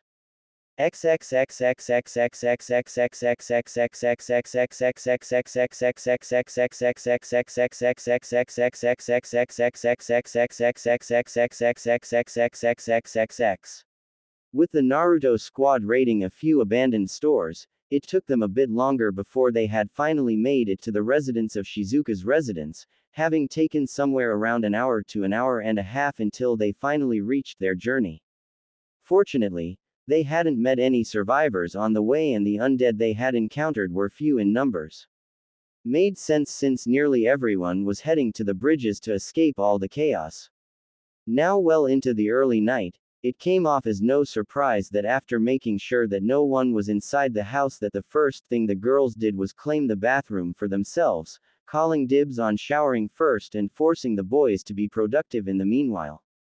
That's how Naruto initially found himself wound up with Takashi and Koda, watching the pair amusedly try relentlessly to open the safe inside Rika's bedroom. He was more than content to just watch, but alas, Kyoko, the only woman who didn't get in with the remaining girls inside the bathroom, was intent on privately conversing with him. Naruto knew what the topic was about. It was obvious really. Truth was, he was surprised that she took so long to confront him. But hey, whatever. Which was why he currently stood face to face with the lovely, redhead brunette. He was just going to think of the woman as a redhead. Well anyway, he stood with her outside in the backyard, away from the curious eyes of everyone else. Kyoko-chan, how are you? He asked with a silly grin. Feeling her eyebrows twitch at the casual use of familiarity with her name, Kyoko had to resist the urge to scowl as her most troublesome student pressed her buttons. Uzumaki-kun, we need to talk. About your arm. Her eyes softened a great deal before she looked down in guilt. I'm so sorry Uzumaki-kun, you getting bit as my foul wa. What are you doing? Kyoko felt herself blush, scandalized as Naruto playfully pressed a finger into her nose before pulling it back. Naruto grinned. What do you think, Kyoko-chan? I just booped your nose. Be serious, Uzumaki-kun. You can turn into one of those things and it's my fault. The shinobi laid a reassuring hand on the teacher's shoulder. You have no reason to worry, Kyoko-chan, take a look. Pulling up the sleeve of both his arms till they rested on his elbows, he showed off his forearms, slowly twirling them around so she could see the bite wound. There's no sign of a scar. She murmured in shock. Fretfully, she grabbed a hold of his arms, bringing them to eye level so she could examine them closer. She took her time, looking all over his arms again and again. There's nothing. I remember seeing the bite wound on your left forearm, and yet there's nothing. How? Kyoko let go of his arms, so utterly surprised by the unexpected twist. The answer is pretty simple, Kyoko-chan, it's because the scar has healed. Huh, oh, didn't I tell you? I'm an alien. Kyoko blinked. Having a good idea of what probably would come next, Naruto covered her mouth with his palm just as she bellowed. Huh. He grinned while returning his hand back in place. Surprise. What the hell do you mean by you're an alien? This is no time for jokes, Uzumaki-kun. Okay, fine. I'm a ninja from a different dimension with all kinds of special powers. He said with a snicker. Kyoko clenched her jaws in frustration. For the love of all things holy, can you just be straight with me? Naruto lost his cheerful deposition as he eyed her seriously, causing the redhead to nearly step back in surprise. Alright, the truth is, I don't really know how or why, but ever since I was a kid, I learned that I had a strong healing factor. Naruto half lied and half spoke the truth. It's been like that all my life and I never brought it to anyone's attention because I know it would bring me the wrong kind of people into my life. The best lies always had a grain of truth to them. While he found the act of deceiving the teacher distasteful, Naruto wasn't anywhere near comfortable disclosing his origins to Kyoko. I know it sounds unbelievable, but you're now a witness to my healing abilities. How else could I have not turned into the set? Naruto breathed deeply and looked away, putting all his acting skills to use in an attempt to deceive her. All I ask is that you don't tell anyone, please. Snapping out of her shock, Kyoko looked at the blonde conflictingly. The teacher in her understood his reasons for not wanting to disclose about such a personal matter. She wasn't blind to the corruption of the government and even the regular person. Perhaps it was a bit cynical of her to think in such a form, but there was no denying that had her students' healing abilities become public knowledge, he'd have to constantly look over his shoulder. Yes, she understood why he was so wary. However, for him to be able to heal from a bite wound and not turn like everyone else, such an ability at the present time was extremely important. This pandemic was already causing severe damage and it was just the first day. But despite that, if Naruto were to allow himself to be subjected to experimentation, they could end the pandemic. They could develop a cure. That's right. He's the cure. Please, Kyoko. Her student's voice brought her back to reality once more. Gazing into his sea blue eyes, usually alive with unforetold amounts of mischief and joy, now soft, pleading, fragile, Kyoko felt her heart melt. Okay, Uzumaki-kun, I won't tell a soul. This I vow, she declared genuinely. Was she a fool to make such a vow? Yes. Yes, she was, but she was indebted to him for saving her life at the risk of his own, and even forgetting that, Kyoko couldn't recall a single time that Naruto had ever looked at her in such a way. Looked at her with such a vulnerable gaze. What kind of teacher would she be if she refused him when he needed her? Not the good kind, she knew that much. Naruto smiled gratefully. Thank you, sensei. Despite her greatest efforts, Kyoko felt her lips get tugged into a smile as she sent him an exasperated look. Now you choose to address me respectfully. What can I say? I'm just that special. Kyoko nearly rolled her eyes before her countenance turned serious. Uzumaki-kun, I won't tell a single soul as promised, but I personally think it would be a good idea to at least inform Marikawa-sensei. She could possibly develop an antidote from you and you already trust her. I plan on telling her soon. He admitted much to her approval. So, now that we've concluded our discussion, a playful look crisscrossed Naruto's features before he waved a hand back and forth near his nose. Get your ass in the shower, you stink. Snapping out of her shock, an affronted look entered her visage. How rude, you and I are gonna have a long conversation, young man. Yeah, he waved a hand in disinterest. Get in line, now go, spend time doing girly stuff with the other girls in the bathroom. Shooting him a glare, Kyoko huffed before walking back in. Letting loose a snicker, Naruto walked back in, curious to know if Takashi and Kota had made any progress with the safe. He tried his best to not think about the moans emanating from the bathroom, lest he be tempted to peek. Arriving in the room, Naruto tched and shook his head in an exaggeratingly disapproving manner. Why am I not surprised that you still failed to open that safe? I expected better from you both, rotten cheeseburger, Gunner. I'm so sorry, Naruto Taiko. Kota bowed his head, tears spilling from his eyes. Gritting his teeth, Takashi glared at his senior. I'd like to see you try and open the stupid safe, and stop calling me a rotten cheeseburger. Why do you even call me that? Naruto sent the teen a disbelieving look. Are you an idiot? The answer is pretty straightforward. It's because your personality is just so boring and awful, just like a cheeseburger that's way past its expiration date. He answered while walking to the safe. Now if you gentlemen don't mind, I need a little spa, aha. Miyamoto-chan. This is so inappropriate, aha. Like a set of dolls, Naruto, Takashi, and Kota turned their gaze to the wall, as though they had X-ray vision and could peer right at the source of those noises.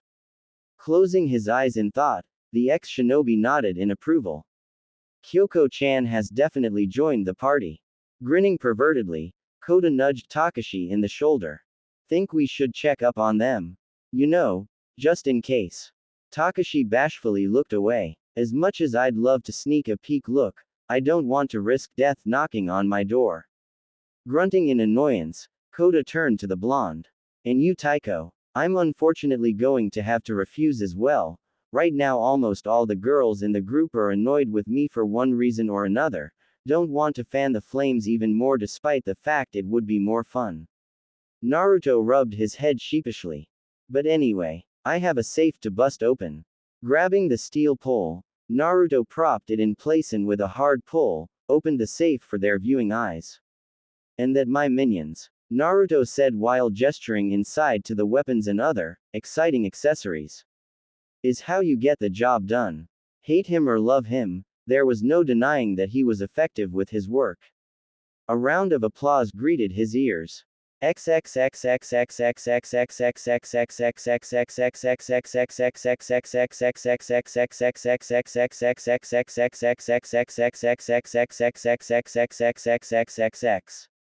Time skip. 2 hours later. Leaning on the rails of the balcony, a frown crisscrossed Naruto's features as he heard all the groaning and screams a bit far away inside the neighborhood. With his biology, all of Naruto's senses including hearing exceeded that of a regular human, and while it was normally a gift, at the present moment, he thought otherwise. Not even a sadist would enjoy the kind of pained screams that the thousands of civilians had been releasing today. And while the volume was dull and low, it still painted a good picture of what kind of horror was going on. The kind that he unfortunately found himself unable to prevent. The ex-shinobi barely quelled the urge to sigh. If only I could use chakra again. So distracted by his thoughts, he grew unaware of the world around him till he felt a pair of arms sneak around his midsection along with a pair of mounds pressed on his back. Naruto's eyes widened slightly before he shook his head with a small chuckle. Shizuka-chan, how many times did I tell you not to do that? You remember what happened the first time, don't you? A giggle was the answer to his response. He shivered as he felt her breath on his neck. Sorry. But you know I like Huggy Hiccup. The delinquent blinked before he turned around to face the busty nurse. Are you drunk, Shizu? Yup, you're drunk. Naruto deadpanned, ignoring the subtle way her words slurred and the hiccup, along with the smell of alcohol. It was easy to tell the older blonde was intoxicated, judging by the flush on her cheeks along with that look in her eyes. Not mentioning her interesting state of dress.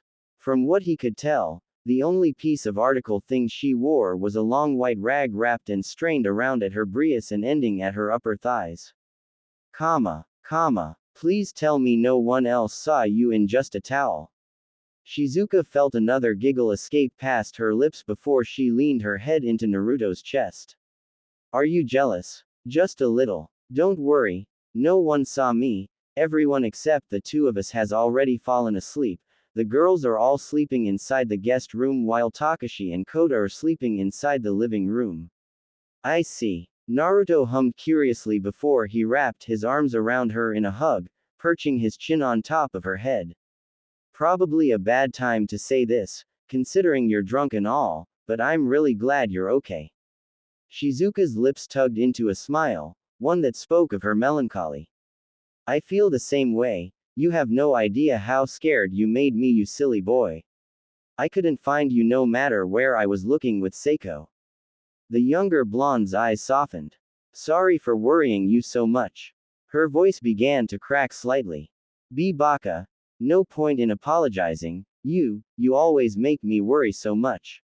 I suppose you have a point, still I'm sorry. Naruto rubbed her back soothingly, kissing the top of her head. Shizuka-chan, I know we said we'd talk tonight, but I'd rather do so when you're not drunk. Shizuka only hugged him tighter. It's okay, I just want us to stay like this. You and your love for cuddling. Naruto smiled fondly before it shifted to something a bit more teasing. Still, isn't it a bit inappropriate to cuddle when you're only in a towel? Taking a step back so he could see her face, Shizuka bit her lips seductively and smiled, a forbiddingly alluring glint nesting in her honey gaze. Come now, you know I don't care for how I dress when it's just the two of us, and are you really complaining about me being in just a towel? I'd be lying if I said I wasn't enjoying the view. Naruto admitted, almost shivering at the seductive look in her gaze. That said, I still remember you saying in the morning that we'll be having a long conversation because I looked at your ultra big ass. Doubt you'd suggest this if you weren't drunk. I trust you, she proclaimed genuinely before her tone took a bit of a teasing edge.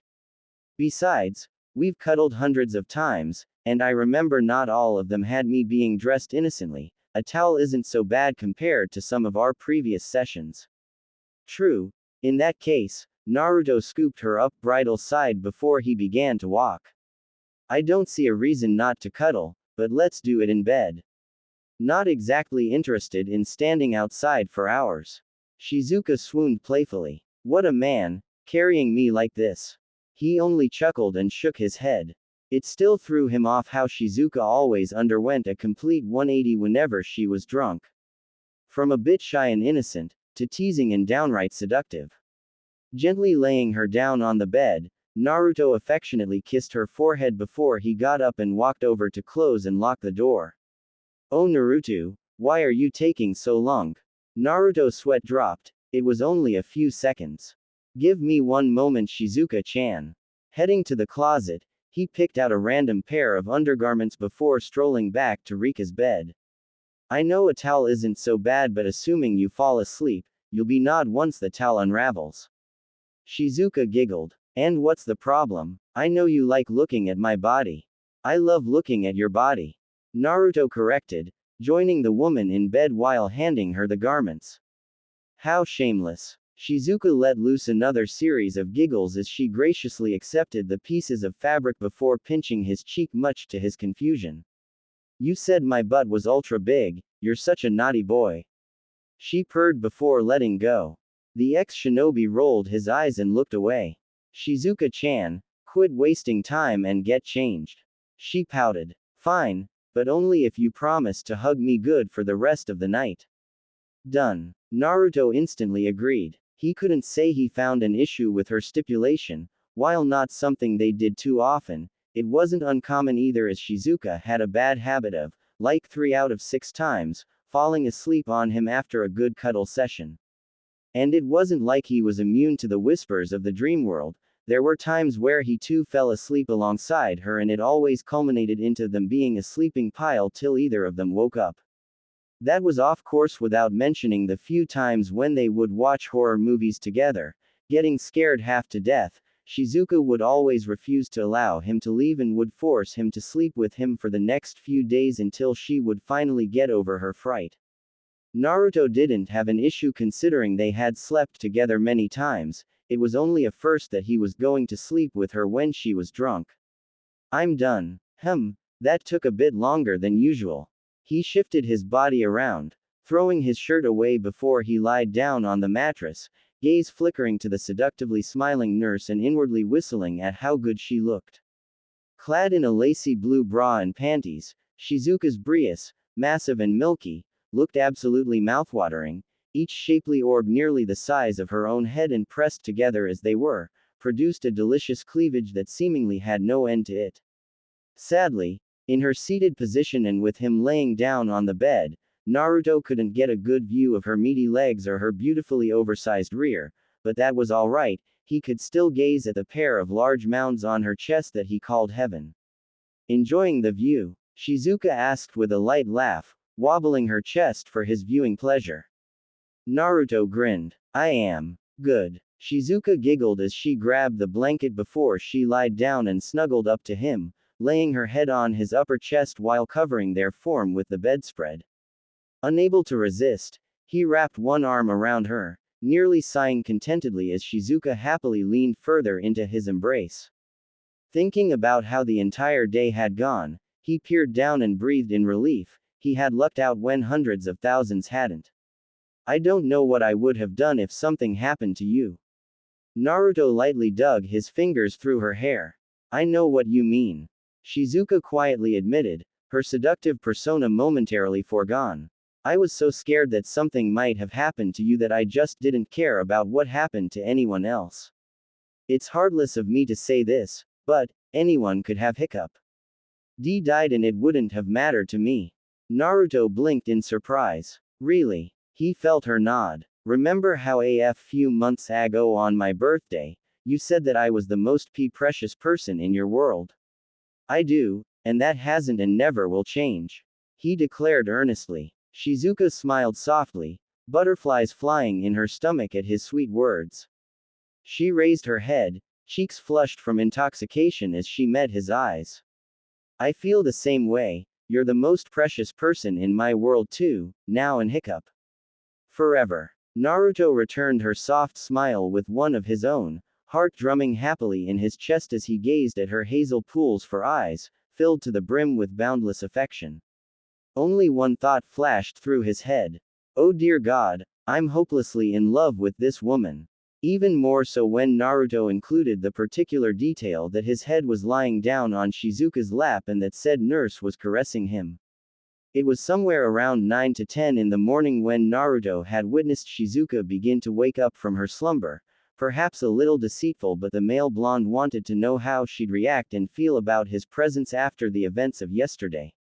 And so, he allowed her to think that he was still asleep as she quietly left to brush her teeth and wash her face before returning, and to his surprise, softly adjusted him around till she was comfortably sitting on the bed with his head resting on her thighs. Now him resting his head on her lap was nothing new, but what was new was the set of fingers running their way through his head, the nails gently getting dragged across his skin before she pulled them back only to repeat the process over and over. Shizuka began to hum, a soothing melody that helped ease his senses, quenching any unconscious worry or fear that he held deep down. Even if Naruto tried his best not to, his own body relaxed of its own accord as Shizuka's voice tainted the whole room with its serenity. Then with seamless transition, the digits going through his hair shifted before arriving at his face, her index and middle finger tracing the outer lines of his face and jaw with utmost care, caressing his features with unbridled curiosity. Eventually, her exploring took her to a place that had Naruto quite putty in her hands, thumbs located on the whisker marks inscribed on his cheeks before she rubbed over them. The very sensation was like a tranquilizer. It was as though the very concept of sleep took on a physical form, clutching at his ankles and pulling him down into an ocean of drowsiness that threatened to overload his nerve receptors. Shizuka sighed quietly, a soft sound of contentment as she held the face of her most precious person in her palms. Gold pools for eyes looked down, mapping the attractive features of the young man she had grown extremely close to in the past 3 years. A sad smile tugged at her visage. Why did he have to be so unfairly handsome? Why did he have to be mind-bogglingly charming and sweet? And why did he have to declare so confidently that he loved her? Shizuka wanted to cry. Throughout her entire life and especially through her adult years, she was seen as nothing more than an airheaded fool who was more of a liability in her line of work, or as a massive slew for having larger than average bris and as something that she had not asked for and had at times cursed herself for having for most of her teenage and adult life. Because not a day went by where people hadn't judged her for simply being more curvaceous and busty than the average woman. Airheaded she could be at times, but she was still an intelligent woman. And in no way was she a slew. People looked at her and immediately assumed she was either a great a bitch or someone who was desperate for sexual attention. Hell, she was seen as a liability in the hospital because most of her coworkers had assumed that she used her gifts to coerce her instructors into giving her a better grade, and hence, was incapable of doing her job right as a nurse. All that culminated into her struggling greatly to have any form of proper respect or having genuine friends who truly treasured her. It hurt, but as desperate as she was for real friends, she needed to be wary of those who would try and befriend her for the sole purpose of bending her over and having a quick fuck. And sad to say that it wasn't just men who were looking to have a go. Men, women. It didn't matter, as almost all had nefarious intentions and wanted something out of her friendship. As such, she was forced to deeply inspect a person's character at least half a dozen times before she'd grow comfortable with the idea of being friends with someone. And much to her sadness, not a single person who tried was someone she could comfortably trust. Her life pretty much resembled a black hole of misery until she had met Rika, who helped bring Shizuka out of her shell and depression. Rika, who had bumped into a weeping Shizuka 5 years back, was an empathetic woman who faced nearly identical circumstances to the one that the blonde nurse faced daily. Only, she managed to earn the respect of her colleagues after beating up a few of her nasty coworkers. And so, Rika and Shizuka had instantly befriended one another before allowing time to bring them from wary but much needed friends to sisters in everything but blood.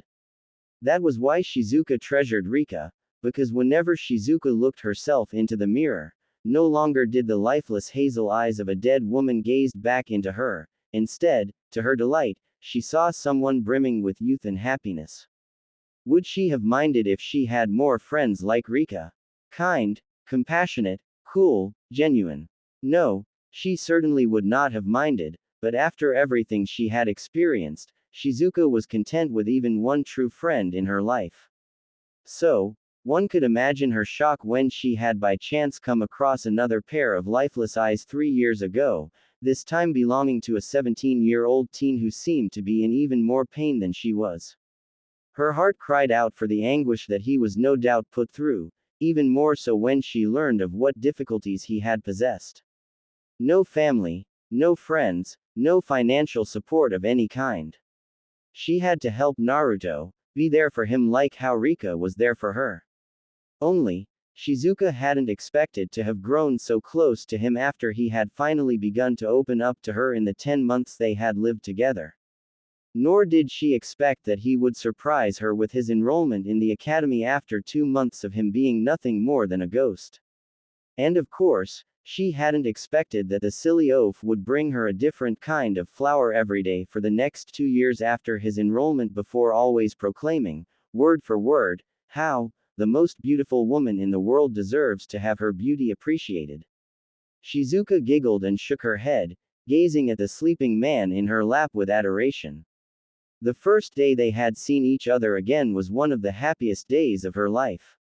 She remembered blushing, badly, at his declaration. For all of Shizuka's physical and otherworldly appeal, no one had ever done something so sweet for her. And then Naruto had to take it a step further by confessing on the first day they had seen each other again after 2 months of absolute silence, that he thinks that she was also the most beautiful woman in heart and soul. A declaration that left her breathless. It didn't help that the words spoken to her were said with such sincerity and from someone she deeply cared about. Just thinking about it made Shizuka want to cry. Romance was not exactly something that was on the forefront of her mind, but she did think about the concept quite a bit. Always imagining that it would be an older man who she would fall in love with and would sweep her off her feet. Never had she ever imagined that she would fall in love with Naruto. Her student. A young man who was 7 years younger than her. And yet she had. Though Shizuka blamed it entirely on him. How was she supposed to not feel any bit of attraction for Naruto when his face was the epitome of handsome and he possessed a body so undeniably manly that she couldn't help but secretly lust for him? Worse yet, how was she supposed to not fall for him when he always made her feel so beautiful inside and out, and constantly brought her flowers, food, gifts, and always took care of her whenever she was feeling down or sick or tired? He was basically the man of her life at that point, and Shizuka had long since fallen in love with him for it. Brushing a thumb over the right edge of his lips, the sad smile on her lips became even more melancholic. As indescribably happy as she was to hear Naruto proclaim that he loved her, Shizuka didn't know if they could make a romantic relationship between them work. Him being her student and someone who was 7 years younger than her prevented the nurse from trying to have a relationship with him at the time, knowing that society would scorn their bond and would viciously ruin her dreams of becoming a doctor. But with the new set of circumstances that had suddenly plagued the world, the reasons for why she couldn't pursue a romantic relationship with Naruto had effectively been eradicated. Just for a new reason to take its place. Survival. With their fate and lives being so uncertain and her fellow blonde taking leadership of the group, Shizuka did not want to distract him when they all needed to stay focused in order to survive. But, now that she had a chance, Shizuka desperately wished to be in his embrace, to know the taste of his lips. After suppressing her feelings to the point that it hurt, she couldn't stomach the idea of not knowing his affection, especially when they might not even live to see the next day. Shizuka sighed tiredly, thinking such thoughts would not yield any results. At the end of the day, this was something that she needed to talk about with Naruto himself. Another thing to add to the long list of discussions that she needed to have with him. Just thinky. Aha rghghh. A scream startled her and Shizuka whirled towards the direction of the door, eyes wide with bafflement as that sounded like Takashi's voice. Though it was hard to tell considering how distorted a voice was when screaming. Suddenly, her ears were struck with the sound of snickers and Shizuka turned to the source, hazel orbs meeting a lively blue. Naruto grinned. Good morning.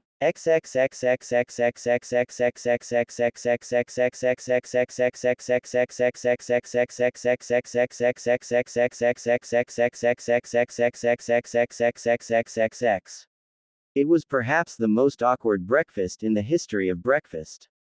Or at the very least, one of the most awkward. If one considered how Takashi glared daggers at Naruto for setting a mouse trip that bruised the hell out of his pinky finger. Just for context, everyone's still wearing the clothes from yesterday, but that will change soon. Naruto snickered. Did they honestly think he would stop the pranks just because a zombie apocalypse would happen? How absurd. Not everyone shared his enthusiasm for his pranks.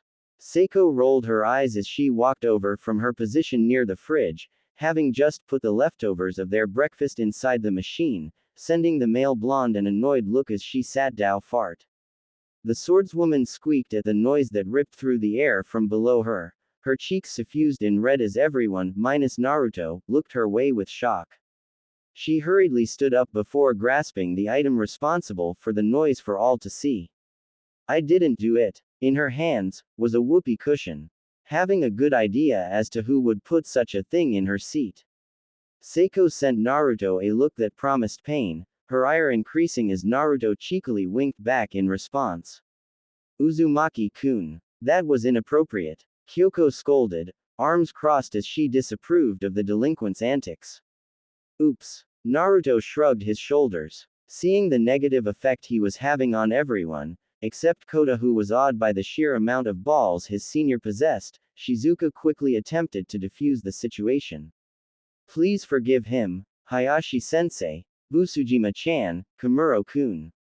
I will be sure to talk some sense into him. Talk sense into me. The ex-shinobi grunted and shook his head comically. Never. Rei paused her eating to look over the blonde pair suspiciously. Shizuka-sensei, Uzumaki. You both haven't answered my question from yesterday. What is the relationship between you two? The temperature of the room suddenly became downright freezing as Naruto narrowed his eyes dangerously at the spear user. My relationship with her is none of your business, Miyamoto. He uttered coldly. Why? Got something to hide? Rei challenged. The edge of his lips tugged into a smile, yet one that lacked any warmth as he eyed the oranget. Try find out, see where that leads you. Maybe enough. Shizuka interrupted firmly, actually glaring at Rei. Miyamoto-chan, I appreciate you trying to look out for me, but I assure you that Naruto-kun has done me no wrong. There is no one in the entire world that I trust more than him. She declared firmly before her glare softened, lips pressed into a stern line. So please stop with the interrogations. Oh, I see. Rei looked around awkwardly before nodding. I'm sorry. To the both of you. It's okay. No hard feelings from me, Miyamoto-chan, just please don't assume bad of him, he's honestly pretty sweet. The nurse replied earnestly while gesturing to her fellow blonde. Naruto grumbled as he looked over to the nurse. Don't ruin my image. Calling me sweet. You, disgusting. Ignoring her wound-up pride, Rei bowed her head in apology to the male blonde. I'm sorry to you as well, Uzumaki. I hope we can start over. It's fine. Naruto waved her apology. I can understand why you were worried, I'm not exactly the nicest guy around. Actually, I'm the meanest one out of all of us. He admitted without shame. I even had thoughts of setting the mousetrap to trigger on rotten cheeseburger's balls instead of his finger. You what? Takashi squeaked, looking horrified as he desperately shielded his junk. Naruto Taiko is so cool. Kota mumbled with amazement, smiling happily as said man looked his way for a quick second and grinned cheerfully. Don't sweat the small details. The ex-shinobi replied to the horrified teen before turning his attention over to Rei. And yes, we can start over, and please, call me Naruto, I'm not one for formalities. Only if you call me Rei. She proposed. I'll think about it, but I'll probably just stick to annoying orange for now. It's pretty catchy. Rei sighed before nodding tiredly. At least they were cordial. Marikawa-sensei, I meant to ask earlier, but where did you sleep this morning? I didn't find you with us. Kyoko inquired, a curious gleam resting in her gaze. Oh, I was sleeping with Naruto-kun. She declared with a bright smile, oblivious to the grin that appeared on Naruto's features. Blushes erupted on everyone's visage as they stared at the duo. Rei and Kota in particular started steaming as their imagination kicked into overdrive. Looking at all the pink and red-tinted cheeks of her fellow survivors, Shizuka took a moment to comprehend the sudden development before her mind finally caught up with the double meaning of her words. It's not like that. We only slept is all. Kyoka coughed, embarrassed. What you do with your spare tea time is none of my business, Marikawa-sensei. But I must remind you that a relationship with a student, even if he's 20 years old, is highly inappropriate and unacceptable. It doesn't matter now, Kyoka-sensei. Saya finally spoke up for the first time since they sat down, gaining everyone's attention. Shizuka especially paid close attention, eyes flickering to her fellow blonde before they returned to the pinket. With the current state of the world, Japan and every other country won't be recovering for at least the next few decades, if they even do. Something as trivial as a teacher being in a relationship with a student won't be of any importance to the eyes of any survivor. Besides, we're no longer students or teachers, survivors is what we all are now. Saya added. Her grave words returned the tension that clung to them from yesterday, the gravity sinking into all as their life as they knew it was over. What you say is true, we are survivors. Naruto spoke, shifting everyone's attention to him. But that doesn't mean that that is all we are. Some of us are sons or daughters, siblings, friends, lovers, to someone else. Maybe not from this group, but it doesn't change the fact that we are more than just survivors. A positive welled up in everyone's chest, even Saya couldn't help but smile slightly. Standing up, Naruto took his time eyeing everyone, gaze switching from one individual to another. Look, I'm an equal opportunist bully, but an Ashel I'm most certainly not, whether it's ideal or not, we're all in this together and that means I will protect you all. Just as I will help you guys in finding your family and friends. This I promise. The tension in the room promptly dissipated, everyone now feeling much more relaxed. One hand shot up in the air. Naruto blinked at the sight. What is it, Gunner? Taiko, I know it doesn't really matter, but what's the difference between an equal opportunist bully and an Ashel? Aren't they the same thing?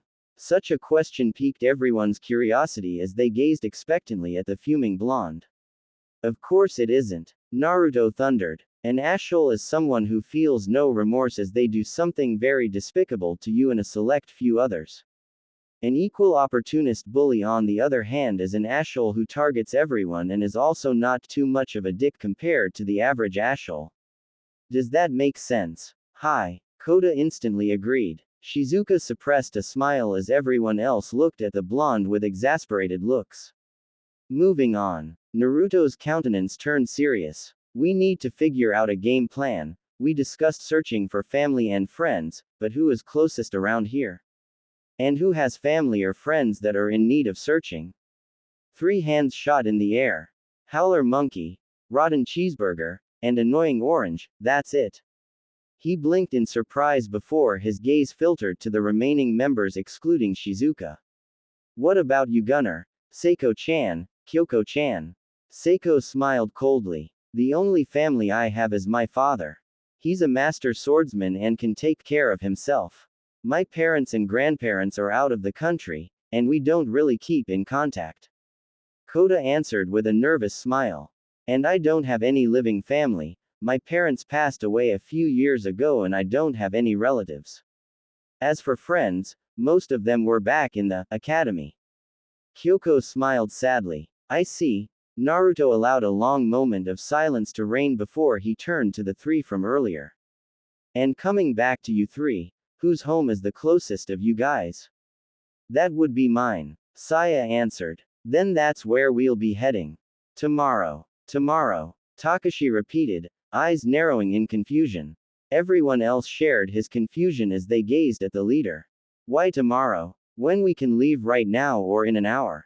Rei stated, her eyes boring holes into the blonde with the sheer intensity of her gaze. Saya crossed her arms and glared at Naruto. The more time we waste, the more likely we are to lose our family to them. You all make a good point. But there is something you all seem to be forgetting. Naruto eyed them evenly. And that is that we're all still in shock. One night of sleep won't change the fact that our world was just flipped upside down in less than 24 hours ago. We need time to process all that. He crossed his arms. Just as we need to make sure we're properly prepared for our journey, that means stocking up our food, water, and medical supplies, making sure that any wounds are treated. We need to be 100% ready or the only thing we'll accomplish is in killing ourselves. We also need to make this place defensible in case we choose to return here, and that is most certainly a possibility. Naruto added, we can't rush into danger because even if we theoretically accomplish the goal of the day, we would be inadequately prepared for what comes next.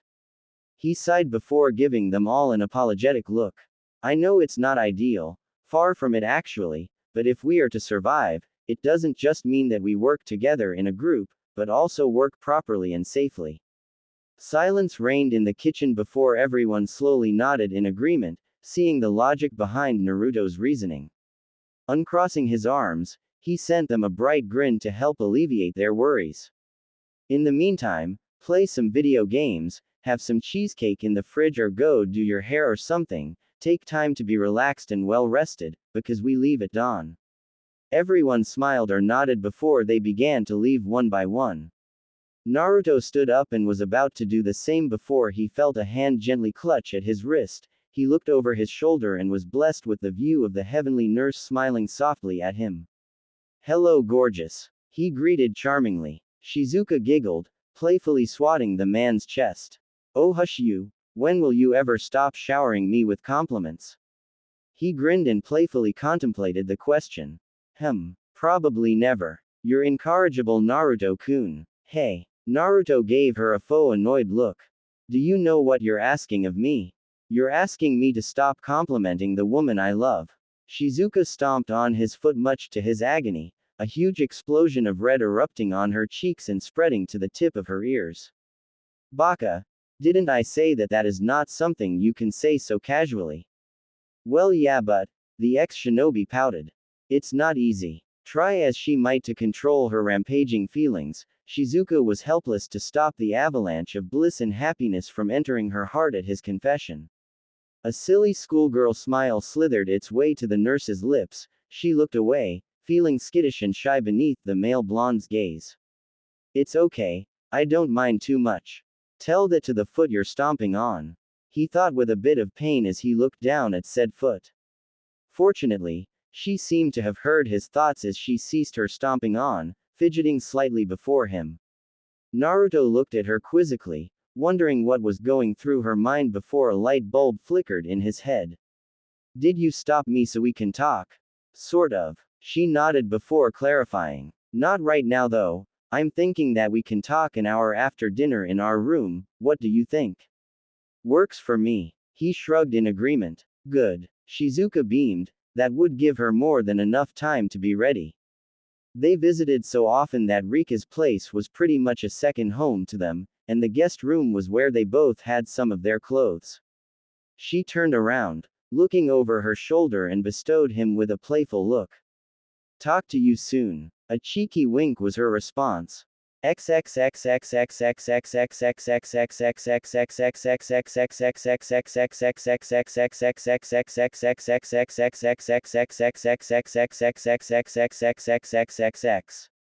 Time skip. 1 hour after dinner. Opening the door to the room that was pretty much his and Shizuka's, Naruto walked in, closing the door behind him before he lazily strolled over to the king-sized mattress.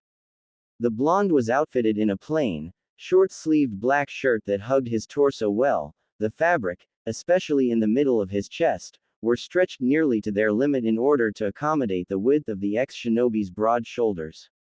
Feeling adventurous, Naruto also wore unique pajama bottoms that were a bit loose on the lower half of his body.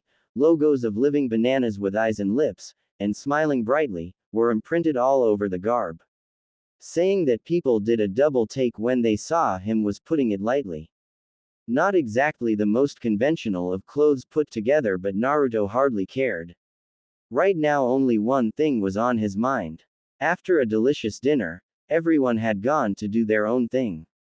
Most of the girls had opted for lazing around in the lounge and kitchen area while Takashi and Kota were in Rika's room, scouting over the balcony and just chilling. The only one who he couldn't seem to find was Shizuka, but that was to be expected since they had agreed to meet and discuss in their room. Sitting on the bed, he looked around curiously, not finding a single hint of the one who demanded his presence. His gaze then trailed over to the second bathroom connected to this very room, and Naruto had a pretty good idea of where his favorite nurse was. Guess I'm waiting, he hummed in thought. It was 2 minutes in when Naruto heard the noise of the doorknob twisting. He rallied his attention there, waiting, expectant. What emerged once the door flew open would forever be etched into his memories. Blessed with a figure that could only belong to a fertility goddess, Shizuka always turned heads and eyes her way, a fact that Naruto was well aware of as he too couldn't help but be drawn into her physical appeal. Add in that divinely beautiful face and one could easily argue that Shizuka Marikawa was in actuality the goddess Aphrodite who descended from Olympus. It wasn't often that Shizuka spoiled herself and deliberately tried to look good. But when she did, she always made sure to execute the look perfectly. As she walked over, a small smile plucked at her lips as she noted Naruto's astonished gaze. Going over the top and dressing like a supermodel was a definite no-go since they were only having a long talk but just a talk nonetheless. Hence, the key was to look good without making it seem like she was trying to look good. Being subtle was the objective. Shizuka had to make it look like she barely put hours into looking flawless when she actually did. Long tresses of silky, sun-kissed blonde hair were combed to perfection as they swayed alongside her hips, eyelashes dolled up a tad bit as they fluttered playfully at the male blonde. Her plump pillowy lips, the source of many men's admiration and lust, naturally doused in pink, was given an extra subtle gloss that made her lips look all the more appetizing to kiss. Dressed in a simple pink one-shoulder piece crop top that heavily protruded outward because of her massive brius, Shizuka showed a lot of skin as her trim belly, lithe arms, her collarbone and parts of her chest were exposed to his viewing gaze. Naruto always knew that Shizuka's brius were insane, but it never failed to awe him whenever he caught a glimpse of those huge tits that surpassed even Tsunade's pair in both their size and shape. Her mountains of soft, pillowy pale cleavage was exposed to his astonished gaze, her brius jiggling so much that they looked like they were ready to fall over her crop top.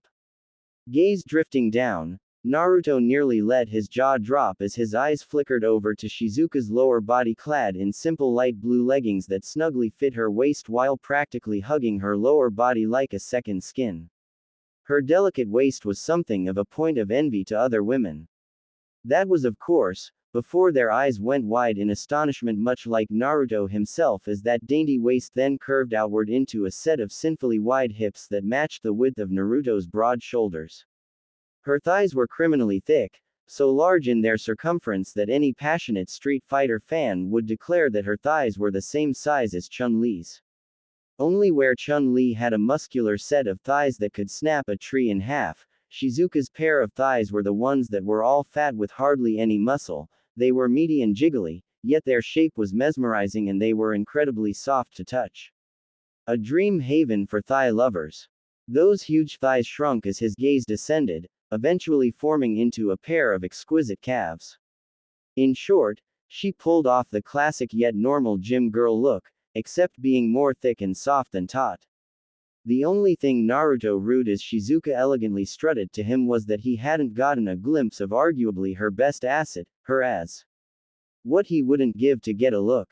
Stopping once she was close enough, Shizuka sat next to the man she loved before tossing him a small smile. Hi. Snapping back into his senses, Naruto smiled back, gaze flitting over to her visage before landing on pools of amber. Hello. Feeling playful, she poked him in the chest. All right, mister. You and I are going to have a long conversation. About your butt. He playfully chimed in. Shizuka nearly blushed. He really needed to learn to stop being so shameless. Among other things, such as, his eyes were curious, probing, yet gentle, add in the whisker marks and funnily enough to the nurse, Naruto looked like a cute house cat. Well, an unsure look flickered across her visage and Naruto's gaze immediately softened as he realized that their conversation entered serious territory. Thanks for listening. In the next part. In the meantime, please leave a review, I would love to hear your feedback. Especially if it helps me improve the overall story.